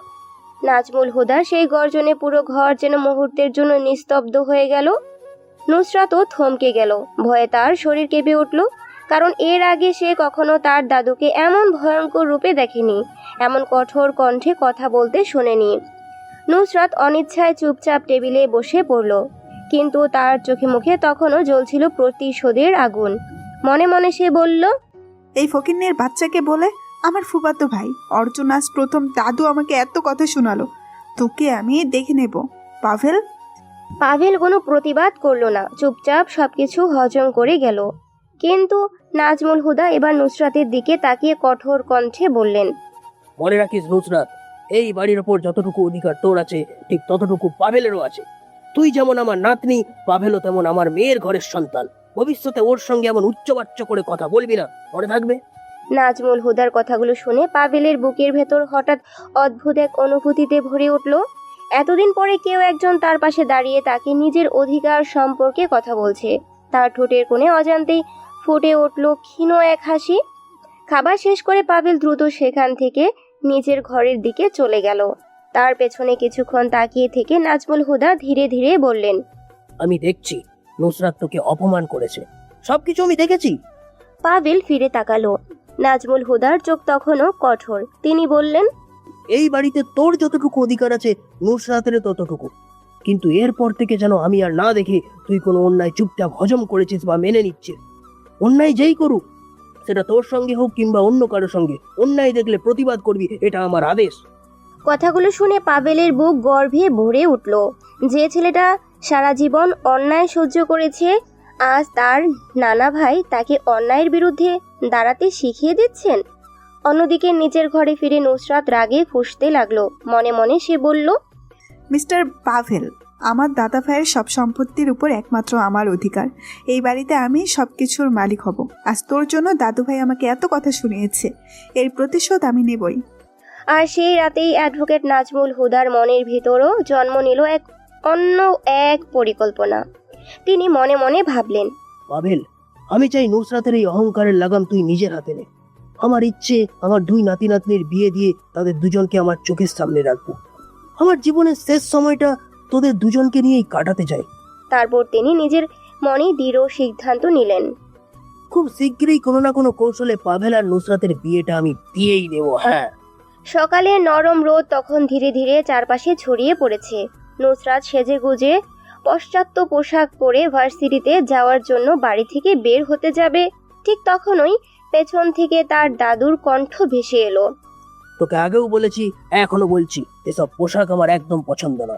বিদেশে পড়াশোনা করতে চেয়েছিলি, করেছিস। সেখানকার চলাফেরা, সেখানকার সংস্কৃতি সবই আলাদা, কিন্তু সেটা আমার পছন্দ নয়। বিদেশ ছেড়ে বাংলাদেশে এসে যখন এখানে ভর্তি হয়েছিস, আজকে তোর ভার্সিটির প্রথম দিন, তাই এই পোশাক পরিবর্তন করে বাঙালি পোশাক পরে যা। নুসরাত কিছুক্ষণ দাদুর দিকে তাকিয়ে রইল, কিন্তু দাদুর কঠোর মুখ দেখে আর কোনো তর্কে গেল না। চুপচাপ নিজের ঘরে ফিরে পোশাক পরিবর্তন করে বাঙালি পোশাক পরল। তারপর গাড়িতে উঠে ভার্সিটির উদ্দেশ্যে বেরিয়ে গেল। নুসরাত লন্ডনে পড়াশোনা করেছিল, কিন্তু তার দাদুর অসুস্থতার খবর পেয়ে পড়াশোনা শেষ না করে দেশে ফিরে আসে। এরপর বাংলাদেশে একটি বিশ্ববিদ্যালয়ে ভর্তি হয়। এভাবেই দেখতে দেখতে কেটে গেল প্রায় 1 মাস। এই 1 মাসে পাভেলকে ঘিরে দেশের পরিস্থিতিও কিছুটা স্বাভাবিক হয়ে এসেছিল। ফেসবুক, ইনস্টাগ্রাম কিংবা টুইটারে মাঝে মধ্যে মিথিলা হত্যাকাণ্ড নিয়ে 2-1টি লেখা চোখে পড়লেও আগের মতো তীব্র আন্দোলন আর হচ্ছিল না। মানুষের ক্ষোভ কিছুটা স্মিত হয়ে এসেছিল। পাভেলও ভেবেছিল হয়তো এবার পরিস্থিতি সত্যি স্বাভাবিক হয়েছে। একদিন সেই বিশ্বাস নিয়ে সে বাড়ি থেকে বেরিয়ে একটু এদিক ওদিক ঘুরছিল, কিন্তু ভাগ্য যেন তাকে এত সহজে মুক্তি দিতে রাজি ছিল না। হঠাৎ কয়েকজন শিক্ষার্থী পাভেলকে চিনে ফেলল। মুহূর্তের মধ্যেই খবরটা চারিদিকে ছড়িয়ে পড়ল। এক সময় চারপাশ থেকে মানুষ ছুটে এসে তাকে ঘিরে ফেলল। এই তো পাভেল। চিৎকারের সঙ্গে সঙ্গে শুরু হয়ে গেল উত্তেজনা। কেউ তাকে ধাক্কা দিচ্ছে, কেউ থাপ্পড় মারছে, এমনকি এক মেয়ে পায়ের জুতো খুলে পাভেলের দিকে ছুঁড়ে মারল। মুহূর্তের মধ্যে অপমান আর আক্রমণে পাভেল দিশেহারা হয়ে গেল। সে কোনো প্রতিবাদ করল না, শুধু প্রাণপণে সেখান থেকে ছুটে বাড়ির দিকে ফিরে এলো। বাড়িতে ঢুকতেই তার উপর নজর পড়ল নাজমুল হুদার। পাভেলের বিধ্বস্ত চেহারা দেখে তিনি দ্রুত এগিয়ে এসে উদ্বিগ্ন কণ্ঠে বললেন, নানা ভাই, তোর এই অবস্থা কেন? তোকে দেখে মনে হচ্ছে কেউ তোকে মারধর করেছে, হেনস্থা করেছে। পাভেল আর কিছু লুকালো না, কাঁপা কণ্ঠে বাইরে ঘটে যাওয়া পুরো ঘটনাটা খুলে বলল। সবকিছু শুনে নাজমুল হুদার মুখটা গম্ভীর হয়ে গেল। তিনি বুঝতে পারলেন পরিস্থিতি পুরোপুরি স্বাভাবিক হয়নি। মানুষের মনে এখনো পাভেলকে ঘিরে সেই সন্দেহ আর ক্ষোভ রয়ে গেছে। পরদিন ছিল পাভেলের আদালতে হাজিরার দিন। আদালতে যথারীতি বিচার কার্য শুরু হওয়ার পর পাভেল কাঠগড়ায় দাঁড়িয়েছিল। ঠিক তখনই আদালতের উপস্থিত হলো সিআইডির একজন তদন্তকারী কর্মকর্তা। বিচারক একবার পাভেলের দিকে তাকিয়ে তারপর সিআইডি কর্মকর্তার দিকে তাকালেন। অফিসার, তদন্তের কোনো অগ্রগতি হয়েছে? মাননীয় আদালত, আমরা মিথিলা হত্যা কিংবা মিথিলাকে ধর্ষণ করা হয়েছে এমন কোনো আলামত এখনো পাইনি। আমার টিমের সদস্যদের সবারই সন্দেহ হচ্ছে মিথিলা এখনো বেঁচে আছে। কথাটা আদালতে পৌঁছাতেই যেন মুহূর্তের মধ্যে বিস্ফোরণ ঘটল। চারপাশে গুঞ্জন শুরু হয়ে গেল। উপস্থিতি মানুষজন একে অপরের দিকে অবাক চোখে তাকাতে লাগলো। এতদিন যাকে মৃত ধরে নিয়ে পুরো দেশ উত্তাল হয়ে উঠেছিল, সেই মিথিলাই হয়তো বেঁচে আছে। বিচারক হাতুড়ি ঠুকে সবাইকে শান্ত হতে বললেন। অর্ডার, সবাই শান্ত হন। আদালত কিছুটা নীরব হলে বিচারক সিআইডি কর্মকর্তার দিকে তাকিয়ে বললেন, ঠিক আছে অফিসার, আপনারা যত দ্রুত সম্ভব এই মামলাটার সঠিক তদন্ত প্রতিবেদন আদালতে জমা দিবেন। আর মিথিলা বেঁচে থাকতে পারে আপনাদের এই সন্দেহের বিষয়টিও সংবাদ সম্মেলনের মাধ্যমে দেশে জনগণকে জানিয়ে দিন। তা না হলে এই ছেলেটা স্বাভাবিকভাবে রাস্তায় চলাফেরা করতে পারবে না। সিআইডির পক্ষ থেকে মিথিলা বেঁচে থাকার সম্ভাবনার কথা সংবাদ সম্মেলনের মাধ্যমে দেশের মানুষ জানতে পারল। এরপর ধীরে ধীরে পাভেলকে ঘিরে পরিস্থিতিও কিছুটা স্বাভাবিক হতে শুরু করলো। এদিকে ভার্সিটিতে নুসরাতের নতুন একজন বান্ধবী হয়েছে, মিহি। মাত্র 1 মাসে দুজনের মধ্যে বেশ ভালো বন্ধুত্ব তৈরি হয়ে গেছে। একদিন ভার্সিটির করিডোরে পাশাপাশি হাঁটতে হাঁটতে নুসরাত মিহিকে বলল, দোস্ত জানিস, মাসখানেক আগে পাবেল নামের একটা ছেলে মিথিলা নামের একটা মেয়েকে হত্যা আর ধর্ষণের অভিযোগে জেলে গিয়েছিল, মনে আছে? মিহি অবাক হয়ে বলল, আরে মনে থাকবে না কেন? পাভেল ভাই তো আমাদের ভার্সিটির সিনিয়র ছিলেন, আমাদেরও সিনিয়র ছিলেন তিনি। আর মাত্র 1 বছর থাকলেই মাস্টার্স শেষ করে চলে যেতেন। পাভেল ভাই আর মিথিলার প্রেমের কথা পুরো ভার্সিটির সবাই জানতো। সত্যি বলতে কি, ওদের প্রেমের গল্পটা আমাদের ভার্সিটির সবচেয়ে পরিচিত লাভ স্টোরিগুলোর একটা ছিল। নুসরাত খুব মনোযোগ দিয়ে মিহির কথাগুলো শুনতে লাগলো। তারপর ধীরে ধীরে মিহির কাছ থেকে পাবেল আর মিথিলার সম্পর্কের খুনসুটি সব কিছু জেনে নিল। কিছুক্ষণ পর নুসরাত স্বাভাবিক ভঙ্গিতে বলল, ওই পাভেল আমার ফুফাতো ভাই, এখন আমাদের বাড়িতেই আছে। তাকে কিভাবে বাড়ি থেকে তাড়ানো যায় তার কোনো বুদ্ধি দিতে পারবি? মিহি কয়েক সেকেন্ড চুপ করে থেকে হালকা হাসলো। আরে এটা কোনো ব্যাপার নাকি? পাভেল ভাই তো এখনও মামলা থেকে পুরোপুরি খালাস পায়নি। বর্তমানে যত প্রমাণ আছে সবই তো তার বিরুদ্ধে। শুধু কিছু সন্দেহের কারণে তদন্ত আবার নতুন করে হচ্ছে। তুই চাইলে ওর বিরুদ্ধে নতুন করে একটা ধর্ষণের মামলা ঠুকেই দিতে পারিস। নুসরাতের চোখে সঙ্গে সঙ্গে এক অদ্ভুত ঝিলিক ফুটে উঠল। মিহি এবার আরও কাছে ঝুঁকে নুসরাতের কানে ফিসফিস করে এমন একটি পরিকল্পনা বলতে শুরু করলো যার পরিণতি হতে পারে ভয়াবহ। পুরো পরিকল্পনাটা শুনে নুসরাতের ঠোঁটের কোণে ধীরে ধীরে এক বিষাক্ত হাসি ফুটে উঠল। সে মিহির দিকে তাকিয়ে মুগ্ধ কণ্ঠে বলল, দোস্ত তোকে অনেক ধন্যবাদ, তোর বুদ্ধিটা সত্যিই সুপার। এটা করলে সাপও মরবে, লাঠিও ভাঙবে না। আর পাভেলের যে বদনামটা ইতিমধ্যেই পুরো দেশের মধ্যে ছড়িয়ে আছে, তাতে দাদু ভাইও সহজেই সবকিছু বিশ্বাস করে ফেলবে। নুসরাতের চোখে তখন প্রতিশোধের আগুন, আর তার পাশে দাঁড়িয়ে মিহির ঠোঁটেও ফুটে উঠল রহস্যময় এক হাসি। দুজনেই জানতো তারা যে খেলাটা শুরু করতে যাচ্ছে সেই খেলার এবার লক্ষ্য একটাই, পাভেল। আদালতের হাজিরা শেষ করে নাজমুল হুদা ও পাভেল পাশাপাশি গাড়িতে বসে বাড়ির দিকে ফিরছিল। গাড়ি ছুটে চললেও পাভেলের মনটা যেন এখনো আদালতের কাঠ গড়ায় পড়ে আছে। সিআইডির তদন্ত, মিথিলা বেঁচে থাকার সম্ভাবনা, সামনে কি অপেক্ষা করছে, সবকিছু মিলিয়ে তার ভেতরটা অস্থির হয়ে আছে। নাজমুল হুদা কিছুক্ষণ নীরব থেকে পাভেলের দিকে তাকিয়ে বললেন, আমি বিচারক সাহেবের কাছে দরখাস্ত করেছিলাম যেন তদন্তের বিষয়টা পরিষ্কার না হওয়া পর্যন্ত তুই অন্তত বাইরে স্বাভাবিকভাবে চলাফেরা করতে পারিস। সেই কারণে বিচারক সিআইডিকে দ্রুত তদন্ত করার নির্দেশ দিয়েছেন।